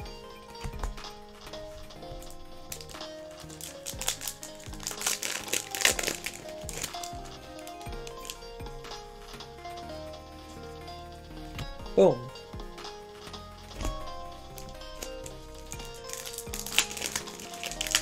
I was kind of sad when the Pulsemon theory and philosophy was disproven. I really like that theory with the Alt Arts Pulsemon because he has the different versions of him on each of the sides. So people were suspecting him to have different colors based on the Alt Art, and that was already disproven. But it was definitely a really cute idea that I liked.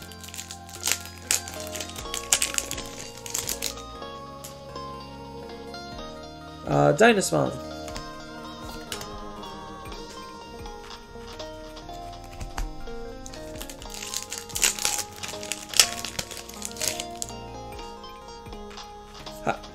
Rebelli and Izzy and Joe. This card's so good.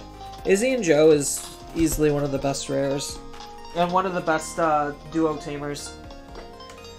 I'm still surprised Red doesn't have a duo tamer. Like, Red's tamer quality kind of sucks compared to a lot of the other colors. Like, it has some okay tamers, but, like, they're not really doing anything different from each other. Which is the unfortunate part.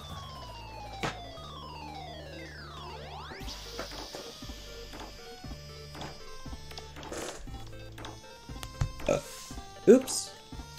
Squeak me. Alright, so we got 5 boxes left. And we've only been streaming for about an hour and a half? Okay. Not bad.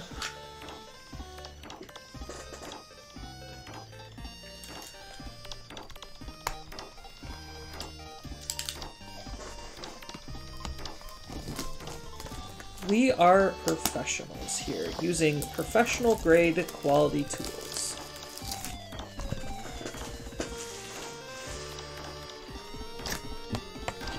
Another Kiaromon.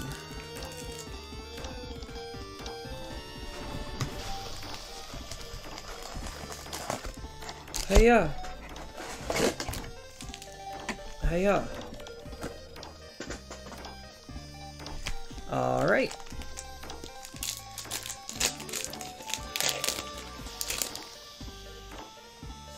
Starting things off with Ogre and Pulsemon.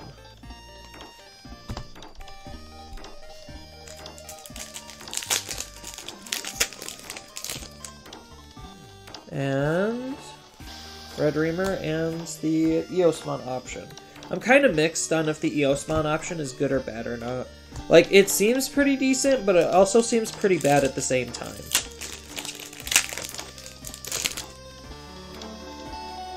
Oh, still no SRs.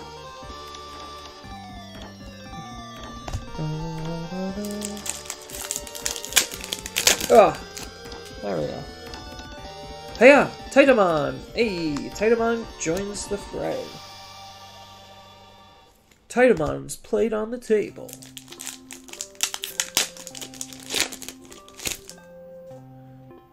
I need to learn how to make my own chiptune music. There's something so awkwardly satisfying about, like, chiptune 8-bit music, or 16-bit music.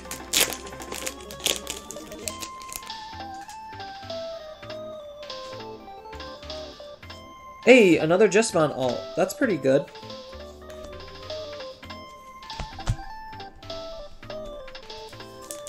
But I need to see more secrets. That's what I'm hoping for, is more secrets. Because I only have technically 1 alpha and 2 Bella stars. So, some more secrets would be nice, box. Well, I'll take an SR. Can't complain with an SR.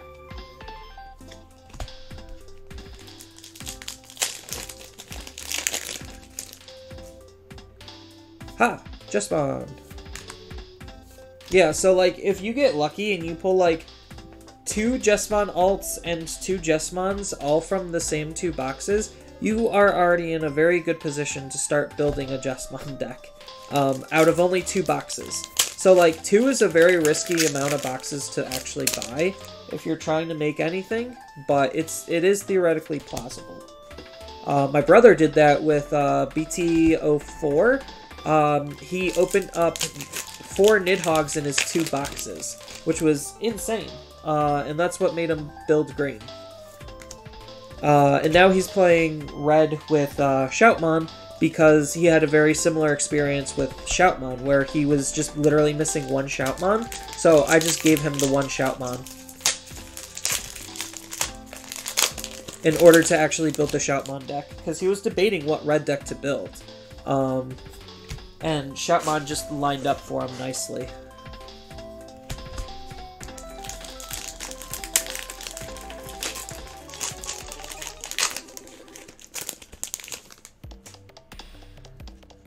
Wow. Yeah.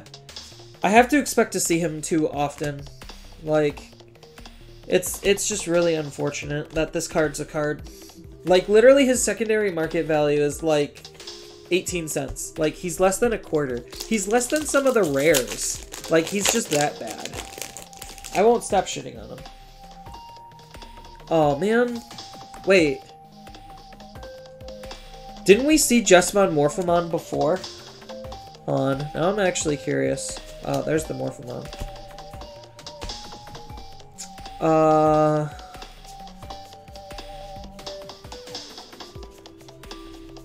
We did. So we did see Jessamon Morphemon before. From a different box. So that's pretty unfortunate. So I do think there is some fishy stuff happening with this set. In terms of, like, the booster boxes. Because now the rest of this box is pretty much worthless. Well, I mean, I still get good cards, but, like, secondary market value is just non-existent. There's just no feasible way to make your money back. Like, I even think, even in a case setting, if I were to sell, like, almost everything, it still wouldn't cover the price of the booster box. Or, it still wouldn't cover the price of the case.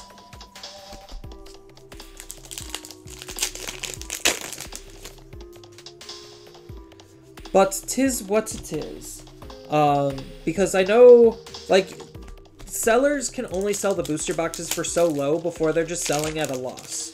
So, like, stores will buy the booster boxes for, like, 50 to 60 bucks, so they have to sell it around 70, like 65, 70 in order to literally make anything or just barely break even on them. But I think the Classic Collection, that's going to be an absolute bloodbath. That set is going to tank so hard, it's not even going to be funny. Like, if anyone has half of a brain, they would stay very far away from that set. Very, very, very far away from it. And they would literally just buy singles. Just because the value's not going to be there. It's just not. Eosmon.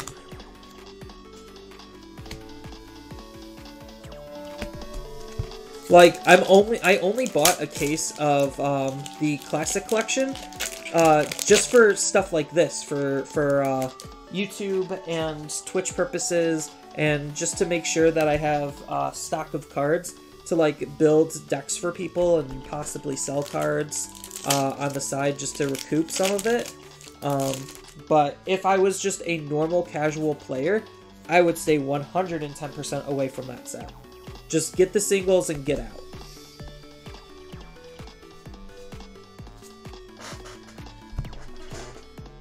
Alright, this box is done. This is a little bit unfortunate that we had a repeat on alt arts. Like, one good one and one bad one.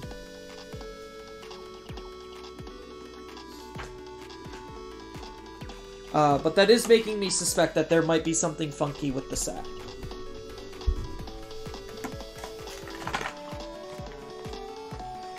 I mean, outside of the fact that it's already seeded and mapped. Like,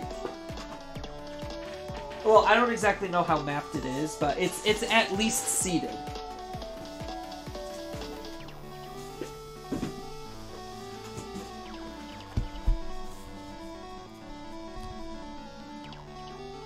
Boop.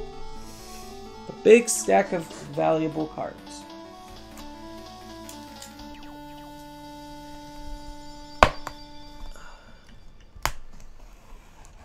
Carefully, delicately.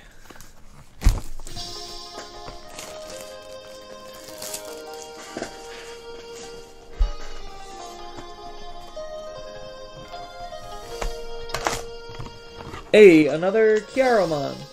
So is this the... what number Kiaromon is this? Is this just the second one? No, this is the third one. Okay, so box toppers are random, so we're not going to see an even distribution of them. So that's kind of unfortunate, but sometimes math just doesn't work out that way. It just means there's more RNG to it.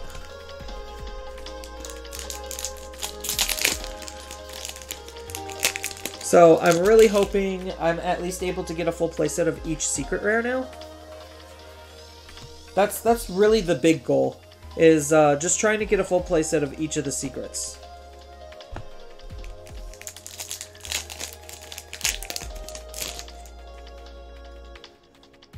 Speaking of secrets, there's Alphamon. Hello, Alphamon.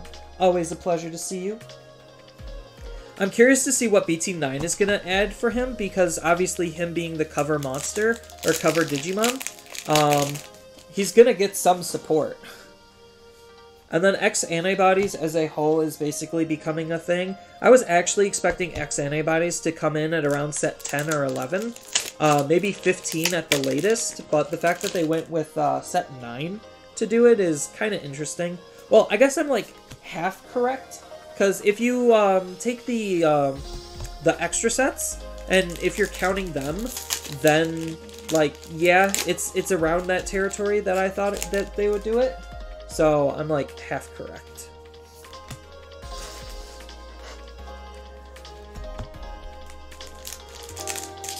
Hiya! Opening packs is always the most fun. Eosmon is the first SR of the box.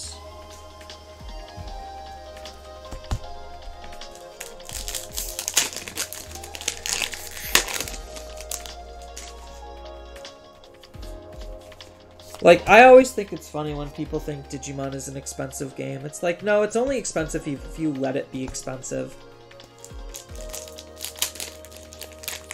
Like, yeah, I can't just crack boxes and have it pay for itself anymore, but, like, at the same time, like, the singles are just cheap enough where if you budget yourself properly and figure out what you want, then anything should be relatively easily attainable. Hiya! Nothing. On page blah blah blah. The commercial gets me all the time. Yeah. Nope. Wyvern's Breath and tie. So I probably am going to end up building a bond deck for my friend and figuring out like what an even dumbed down version of the bond deck looks like.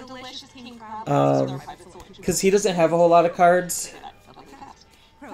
And making him pay for the bonds is not going to be outside of his budget. I won't have him pay for the commons and uncommons for the most part.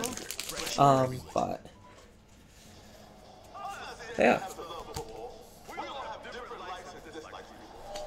I don't know if he actually wants to play Digimon. Like, if he's more committed, then I'll do it. I'll build him the deck. If he's not committed, then I won't. Hey, Agumon. So all of the SRs are pretty much on this side then? Wow. Must be 21. Gambling problem? Call the Michigan Department of Health and Human Services Gambling Disorder Helpline at 1-800. I think that's just a box-to-box thing, because sometimes I see enough on one side versus the other. Dynus. I'm gonna have plenty of Dynasmons to go around. Oh my god.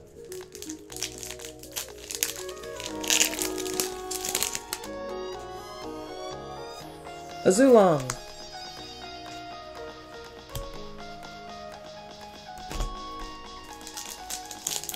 I'm just trying to speed this up so it doesn't take forever, so we could actually get to building decks tonight.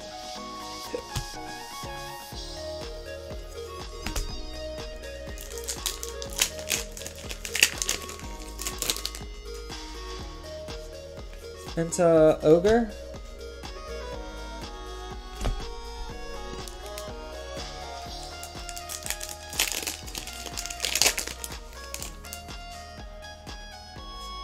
Titamon, and Wyvern's Breath. I do have security control already built. I have to tweak it because I do like Agumon Expert.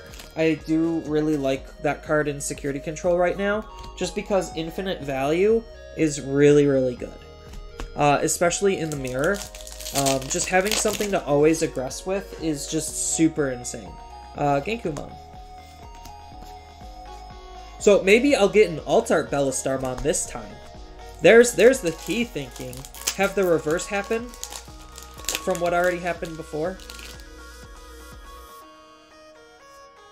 Jessmon. We're getting close.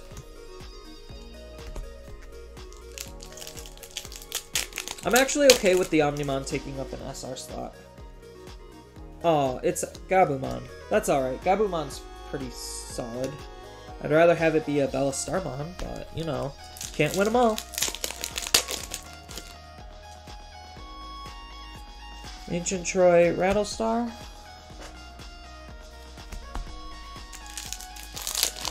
And Magna and Underworld's Call. So far, I'm only at 2 Bellastar and 3 alphas, right? 2 normal, 1 alt-art. And I have 3 boxes left, so these boxes better all have Bellastars and alphas, otherwise, oh boy, we're gonna be in some trouble territory. And it just means the secrets are actually harder to pull around this time around. Which is like both a good thing and a bad thing. Because paying for a case, I would at least expect to get a full playset of the secrets. Uh-oh. There we go. It got caught because it didn't pop all the way.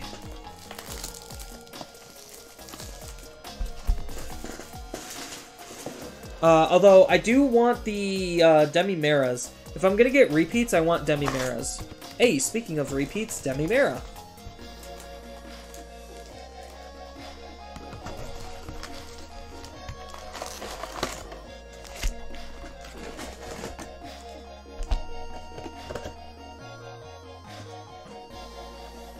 So after this, we have 2 boxes left.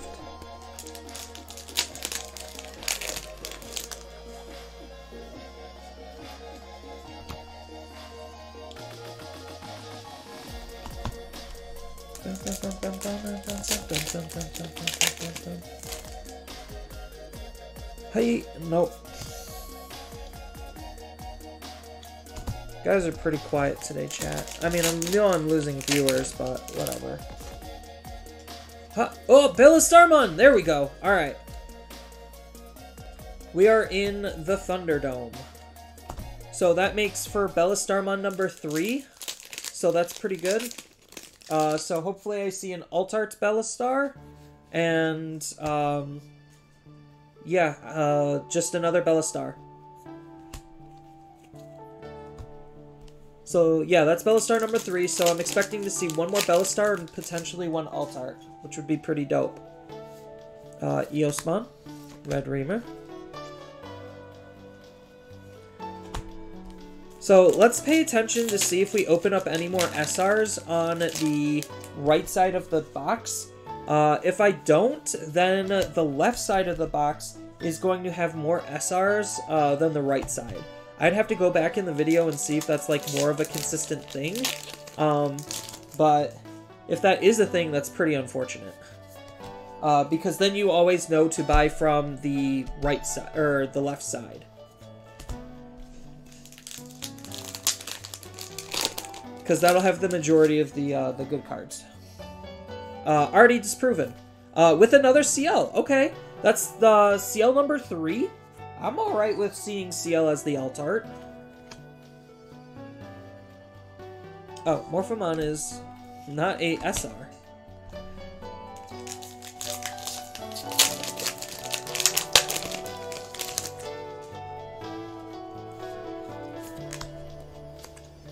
Agubon. I'm gonna have so many bonds, it's gonna be ridiculous. Gonna have at least 8 to 10 bonds of each of them. I feel like I'm seeing more Agus than Garus, which is okay, I guess.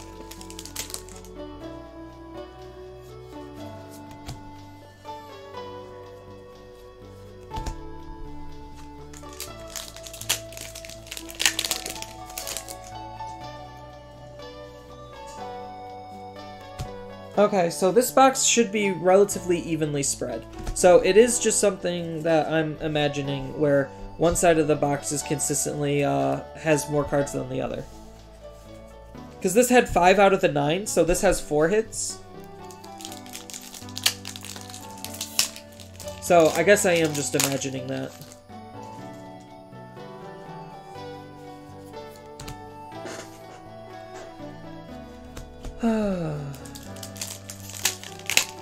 I know, this is always the most entertaining part of unboxing streams, is just opening up product. It's when it gets to be a lot that's kind of boring, so I do apologize for that. I'm not that entertaining of a person to make a whole case worth staying around for. And I only can talk about so much insight without anyone instigating any conversation. Because otherwise I'd just be going off on tangents and just talking about random things, and sometimes that's not the most entertaining. Especially if there's like something actually worthwhile talking about. Digimon. And Rebelli.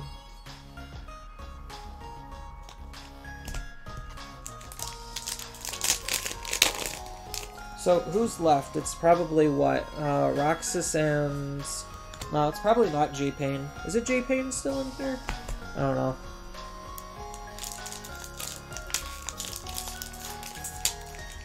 J-Pain probably dipped a while ago. I'm sure somebody's streaming a locals or something that's more entertaining.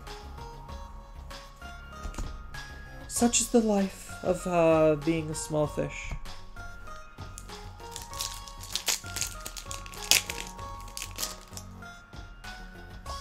Hey. Yeah. Nothing. I think there's one more. 1, 2, 3, 4, 5, 6, 7. Oh, there is no more. So all of these are not even worth opening.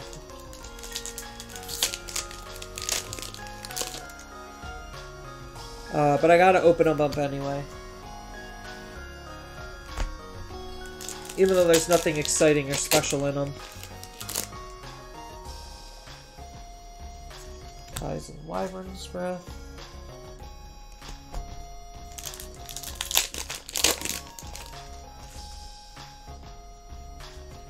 Izzy and Rebelli. The fact that you get 3 of like some rares in a booster box is ridiculous. And Red Raymer and Majira. Alright. So, this is a pretty fly box. I'd take this box. 2 boxes left. We're in the home stretch. And then I'm gonna reload, and then I'll actually advertise the fact that I'm deck building. Because sometimes not everyone wants to watch case opening. And I think deck building is a little bit more interactive and constructive. Ha! Do you get it? Constructive? Construct? Never mind.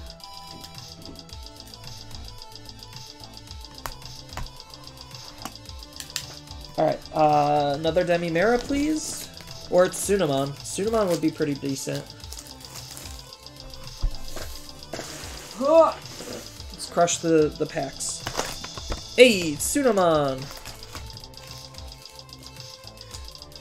Because out of the box toppers, we want to see BBmon the least, and we want to see Demi-Mera, Tsuna, and Pagu the most. I think those are just the better Digitamas.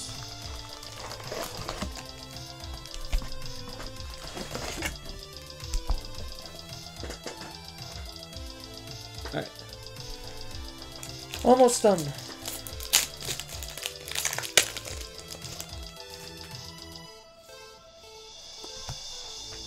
So I'll just try to speedrun this.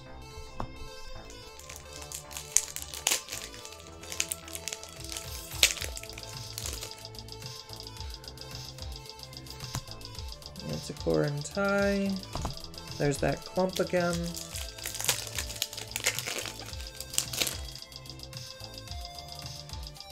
Majira and Manoa. I want to say Moena. Why do I want to say Moena? This pack was very loose. Bond, Enta.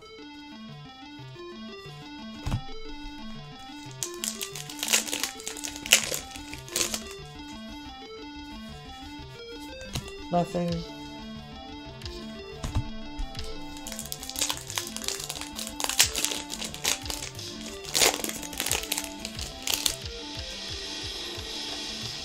Azulong. Why is this card an uncommon?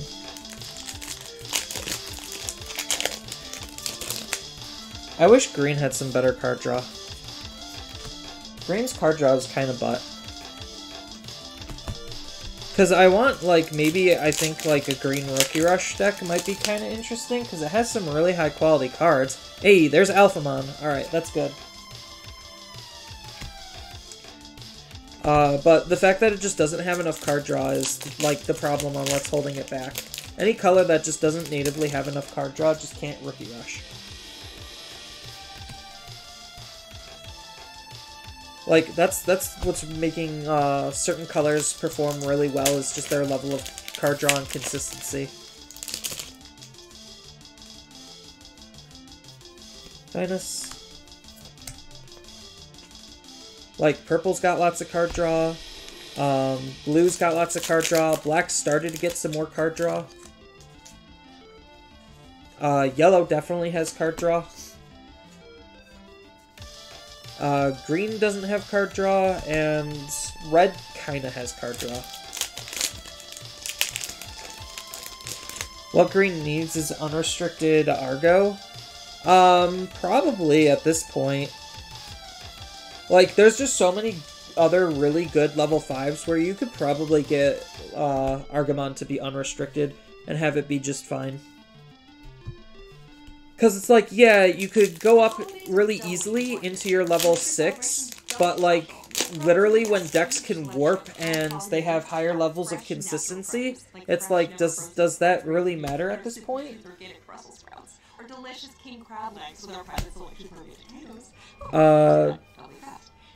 Green is still in a timeout because of HPD shenanigans. Oh, 100%. I think HPD is still disgustingly good, but I think Argamon level 5 can be unrestricted.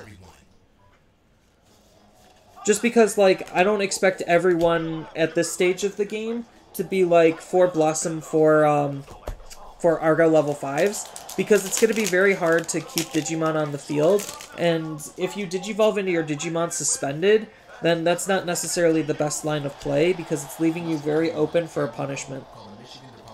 Like a punishment follow-up play from the opponent. Not to mention, again, because green has this lack of consistency, like, you could probably sometimes not get away with it. Because, like, the power of Argamon level 5 is just trigger easy way to trigger when Digivolving abilities on level 6s. To punish the opponent for a greedy play on their part. So I think, like, having him be unrestricted is fine.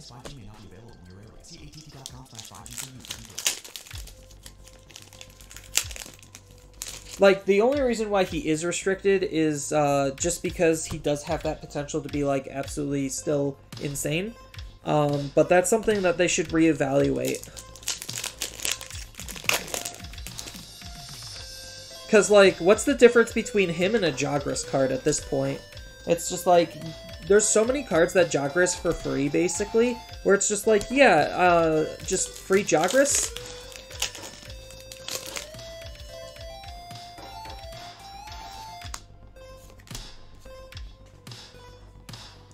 Even Armor Evolutions, it's like, do you really want a Argamon over an Armor Evolution? I don't know. Like, HPD they need to keep restricted, just because that card is actually stupid, and it does limit a lot of design space, because now they actually have to watch their level 5 greens, and cards that can interact off of level 5 green. Because with 2 colors, then we get into some really tricky situations and waters where it's just like, okay, this is a red or green X something card that now can go off because of Agumon level 5. Another Agumon. That's unfortunate, but hey, whatever. So, like, Agumon is still a card to watch, but, like, I think we could figure out a way to have a happy medium where he's brought back. And nothing for the last pack. Alright, last box. So, let's review before we go into the last box.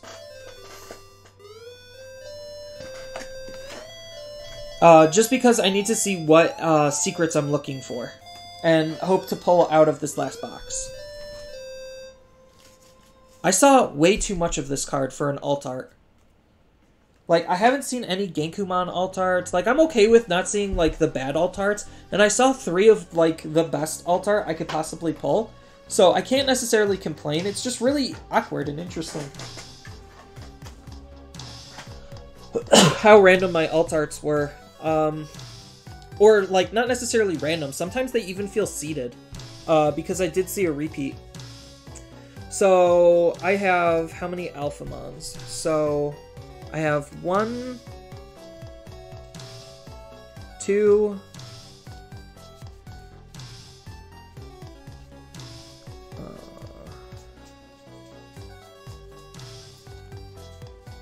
2, 3, 4. So I technically have 4. Yeah, I have 4 Alphamons, 1 alt art, 3 normal. How many Bellastarmons do I have? Let's check. 1.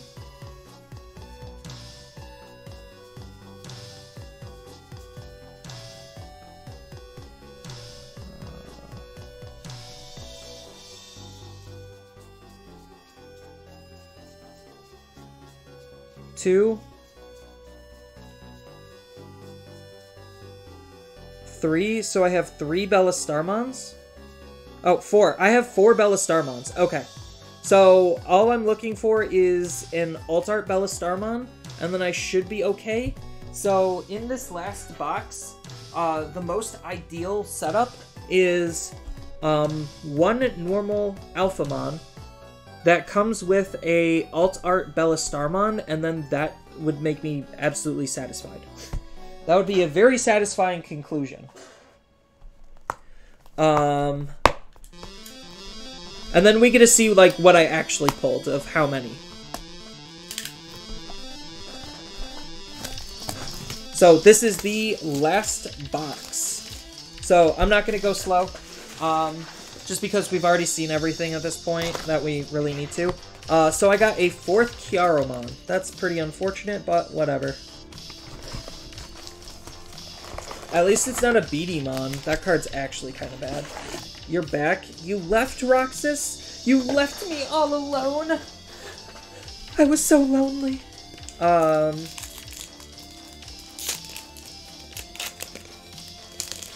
Yeah, I don't understand a word of what you just typed.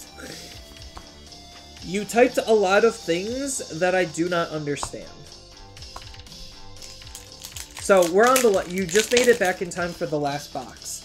Hey, there's the Alphamon. Alright, okay. So, we did actually get a full playset of base Alphamon. So, that's really good. So, Mission 1 accomplished. Mission 2 is getting Alt-Art Bellastar.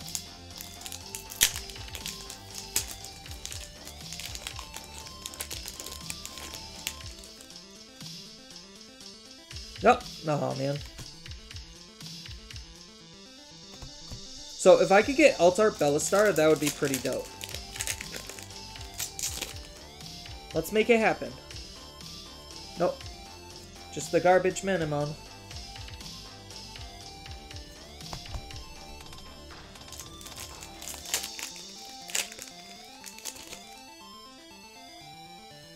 Ah, Skull Gray.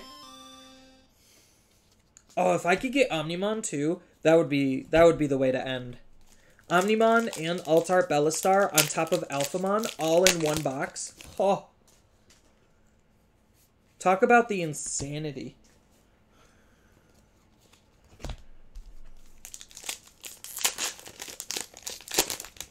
And then afterward, we could open up all these bad boys. Nope. Nothing. Because I don't think at this point I'd care if, like, a SR got eaten up by Omnimon. Nope. Just Rebelli.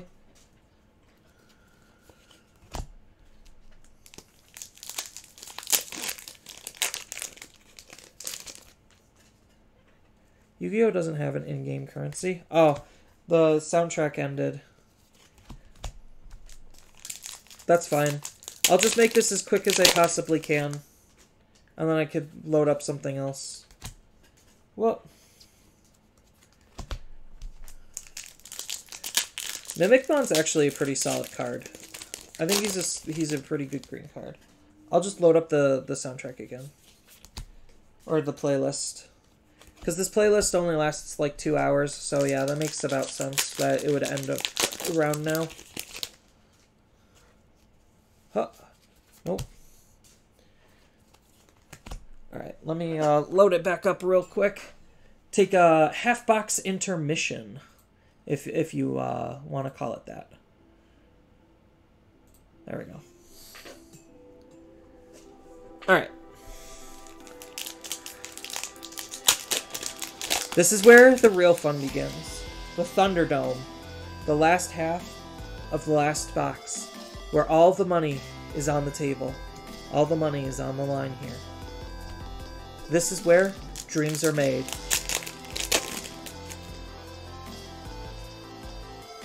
Nope.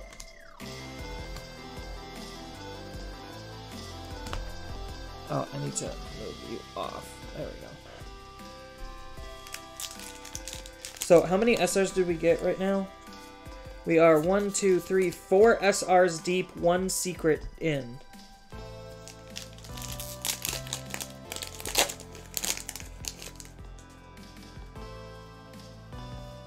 Dynas. So that's number 5.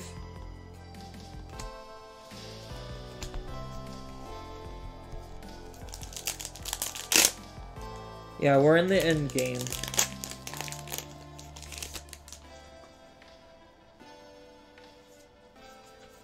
Oh. This is the more nerve-wracking part. I love how people are coming back for the last box, the last half. Nope.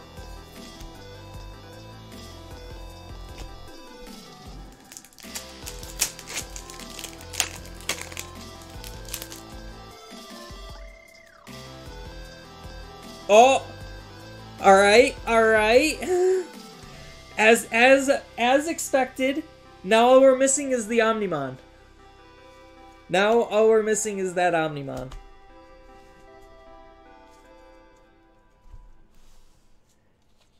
Okay, so this is probably a mathematical thing where you're guaranteed a full playset of each of the secrets and one altart of each of the secrets. So that's probably a mathematical thing. So in these last packs, if I get an Omnimon, that would be pretty dope. I really hope I do. That would make this absolutely insane.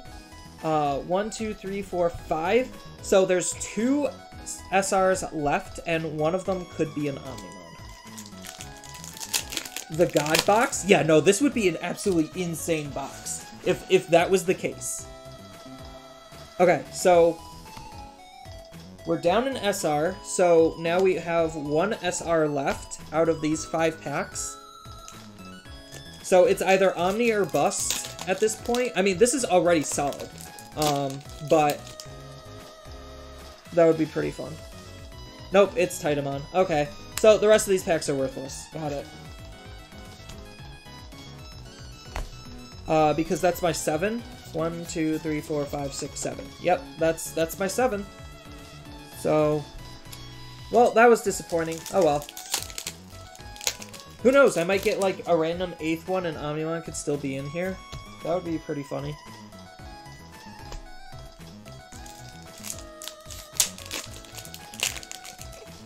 You'll take them then? I mean, I still gotta open them. I just know that they're not gonna have anything great. And this is why you should never buy loose packs from random people on the internet. Because they could do exactly this, where there was a couple of instances where I knew the rest of these packs were basically worthless without even weighing them. And the fact that they still could be weighed, even though it's a little bit harder, still kind of makes it to want to get them. Yeah. No Omnimon, but hey, we ended pretty strong with Altart, Bellistar, and Alphamon. So Altart, Alphamon, and Altart, Bellistar are 1 per case cards. So that's an important thing to keep in mind.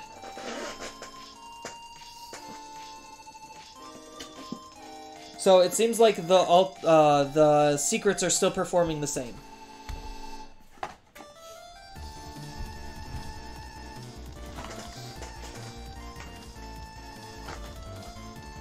Alright. So before we get into the conclusion of this, let's open up all of these dash packs and anniversary packs.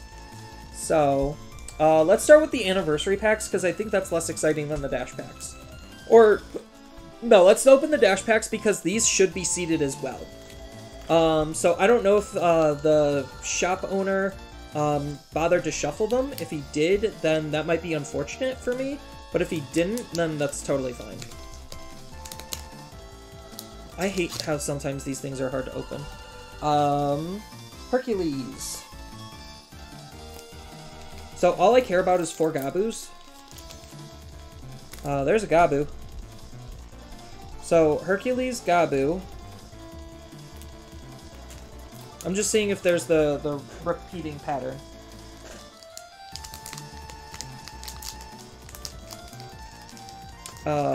God.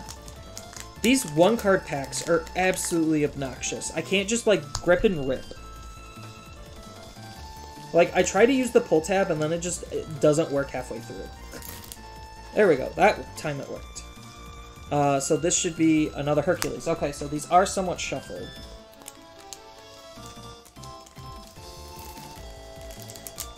Curse. Sorry.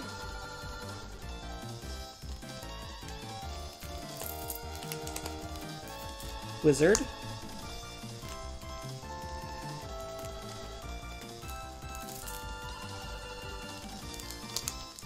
Digimon.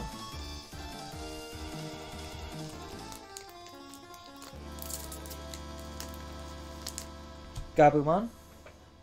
So the next one should be Kudamon. Priorities shift from chasing time Kudamon. to chasing sunsets Then Kurosari. So I think I accidentally shuffled them myself. to backyard adventures. That priority Yeah, I accidentally shuffled them myself. Okay. Now we're getting into a rhythm or pattern here. remember. Gil. First name So I should still see all 4, which will be good. shifted. Maybe it's time your Hercules. That's out of order. Find your plan at priorityhealth.com. Right now, 1 in 3 local families are struggling to afford basic needs like food, healthcare, Another Kurosari. to United Way for Southeastern Michigan. You know I need to see them Gabus. Gabu Gabu. and access the support they need. Wizard. Together, we light the way to a better future. Give today. Visit UnitedWayNCM.org. Gil. Or text donate to 505. But I should theoretically see 1 of each, or 4 of each of them. So it's not that it's not going to be that big of a deal.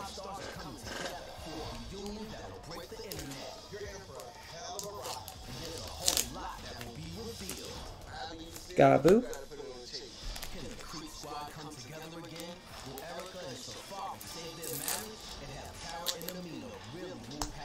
Kuda.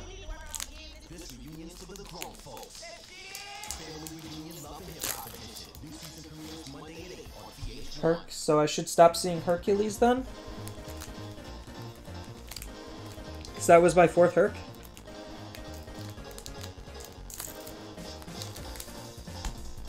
I need to stop seeing Kurosari then.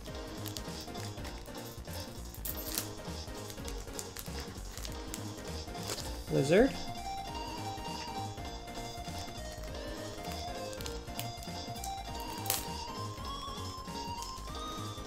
Geel. So Geel I should stop seeing. Kursari I should stop seeing. Herc I should stop seeing.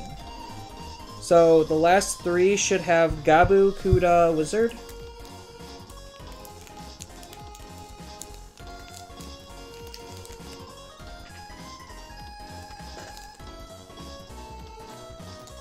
This has Gabu in it, so I'm trying to be like extra careful. There we go. There's the Gabu. I'm really awful at these pull tabs. Holy crap. Kuda. And then the last one should have Wizard. There it is. The package just kind of flew out. So this last one should have Wizard then. I can't tell because of their sheen half the time.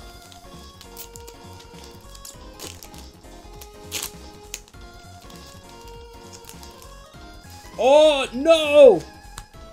No! Oh, that felt awful! Now I have to actually buy a wizard! Oh my god! What happened there? No! Quick, chat, how much is Wizardmon on TCG Player? Fudge! Wow, the worst 1-2 to get 5 of on accident.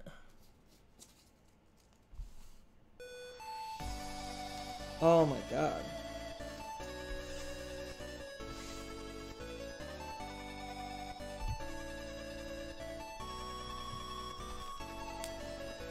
$3? Okay, that's not that bad. Alright.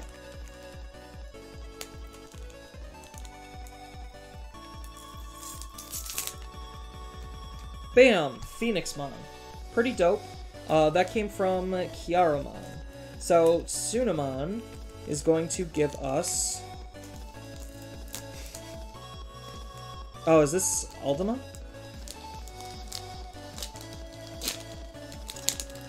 Aldemon! Alright. Not super amazing, but I think he does get a little bit better with the next set. So, like, I don't hate his inclusion.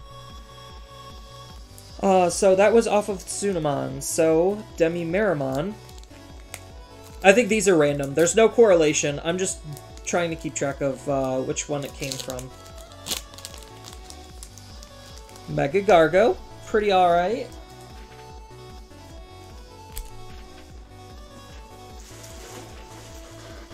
At least it's not something like stupid, like $20 for the Gabumon.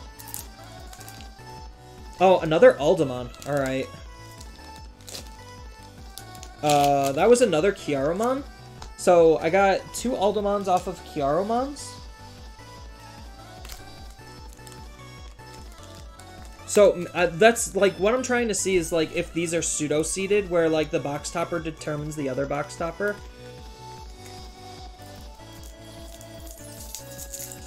Oh my god. Devimon. The Retaliation one, that's pretty decent. Alright, so Pinamon. Give us Chaosmon, please.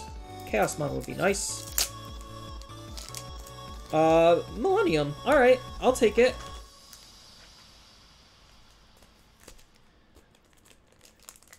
So the fact that I saw 2 Aldemons is a little bit unfortunate. I would rather just have, like, one of each of them just to be unique. Hey, Angelwamon. That's a good one. What's the best one to pull, actually? I don't even know. Another Millennium. Sure. I'll take more Millenniums.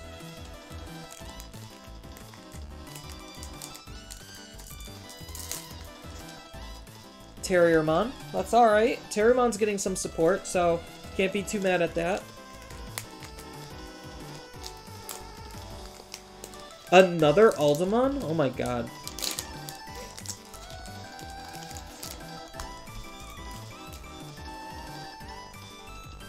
Chat, that's my 3rd Aldemon.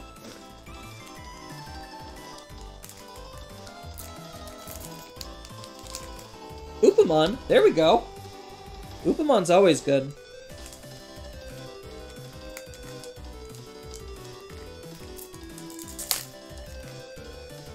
And another Angelomon. Alright. Terramon is the best, you think? Yeah, so unfortunately, I got 3 freaking Aldemons. 2 Angelomons, which is pretty good. She's definitely got that waifu value. 1 for Terrier Upa, 2 for Millennium. I'm okay with 2 Millenniums. And then 1 for the rest of these. So, not too bad. The 3 Aldas is kind of sus, but whatever. Can't win them all, right?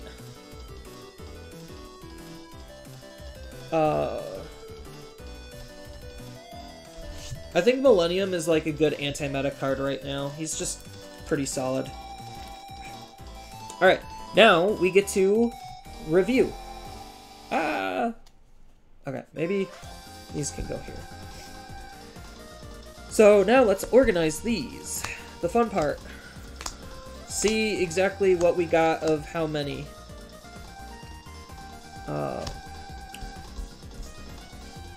There's 12 of them, so it should be 6 and 6, and then 2 and 2.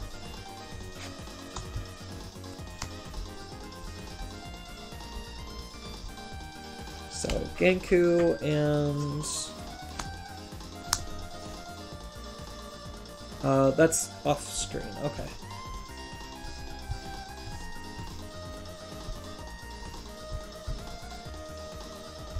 Dynas. Alt Art, Agu. So I'll just throw the Alt Arts in the center. Oh, Skull, Eos.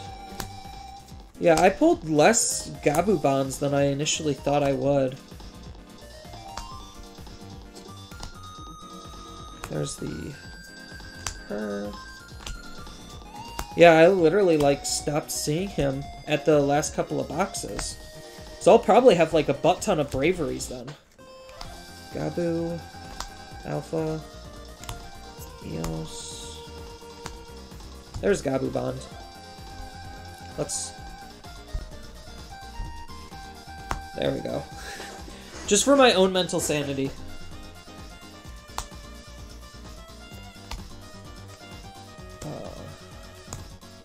Morphemon. So the fact that I got Morphemon and Jessamon in the same pack, like in the same booster box twice, was super sus. Because that, like, as much as I like the Jessamon alt art, the fact that it came with Morphemon was more of the problem. Although getting a whole bunch of CL alt arts is definitely nice. That's something I wanted to see.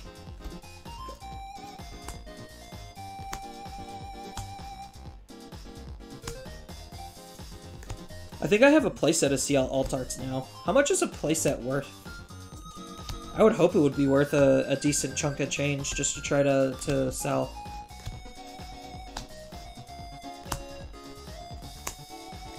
There's the Morphemon and Jessamon combo.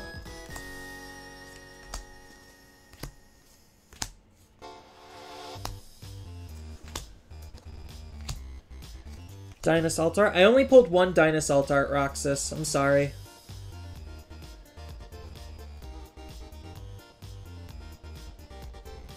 Yeah, alt art.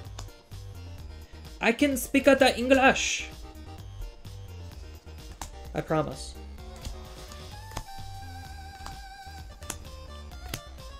Titamon, Alphamon. Roughly about 200. That's solid. All right, I'll take that. So who wants them?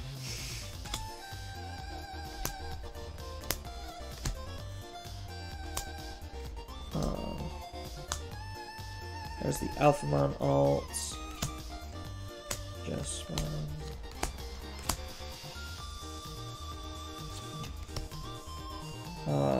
Bellastar, Agubond, and Dynas. Or 200 if you round up. Okay, So, Menemons, 1, 2, 3, 4, 5, 6, 7. Genkumons, 1, 2, 3, 4, 5, 6, 7, 8. Jesmons, 1, 2, 3, 4, 5, 6, 7, 8, 9. So actually, I should line these up in terms of, like, how many I have. So, I have 7, 8,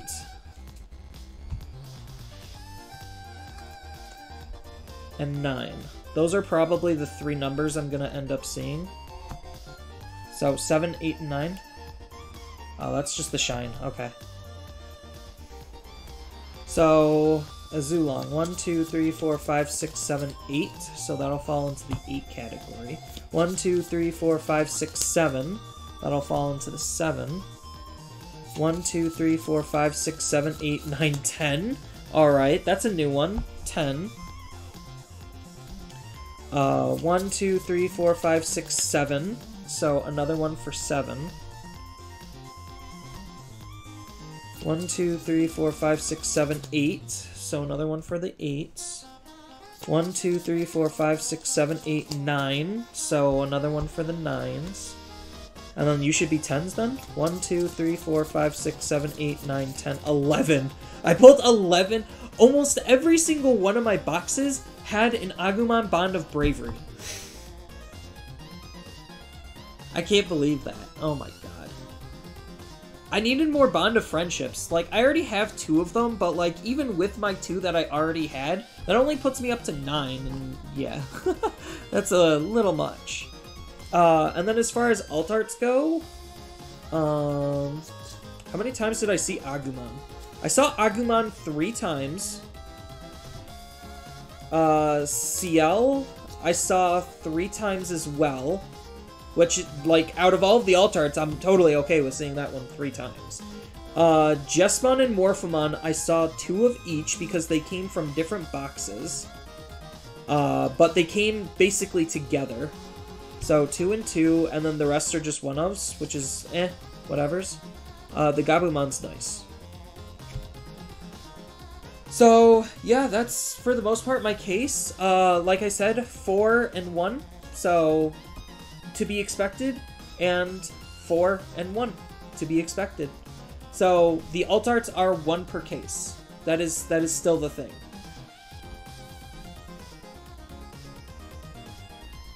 Actually, gonna be honest, both alt arts look really nice at seeing them. Yeah, no, they're solid. Like, the alt arts in this game are all really pretty. But yeah, there's the main winner of the set is lots of CLs. So yeah, that's kind of the box opening portion of the video. I'm going to cut the stream and refresh it so that way we could go on to the deck building portion. So do not go anywhere. It literally will take like 2 seconds.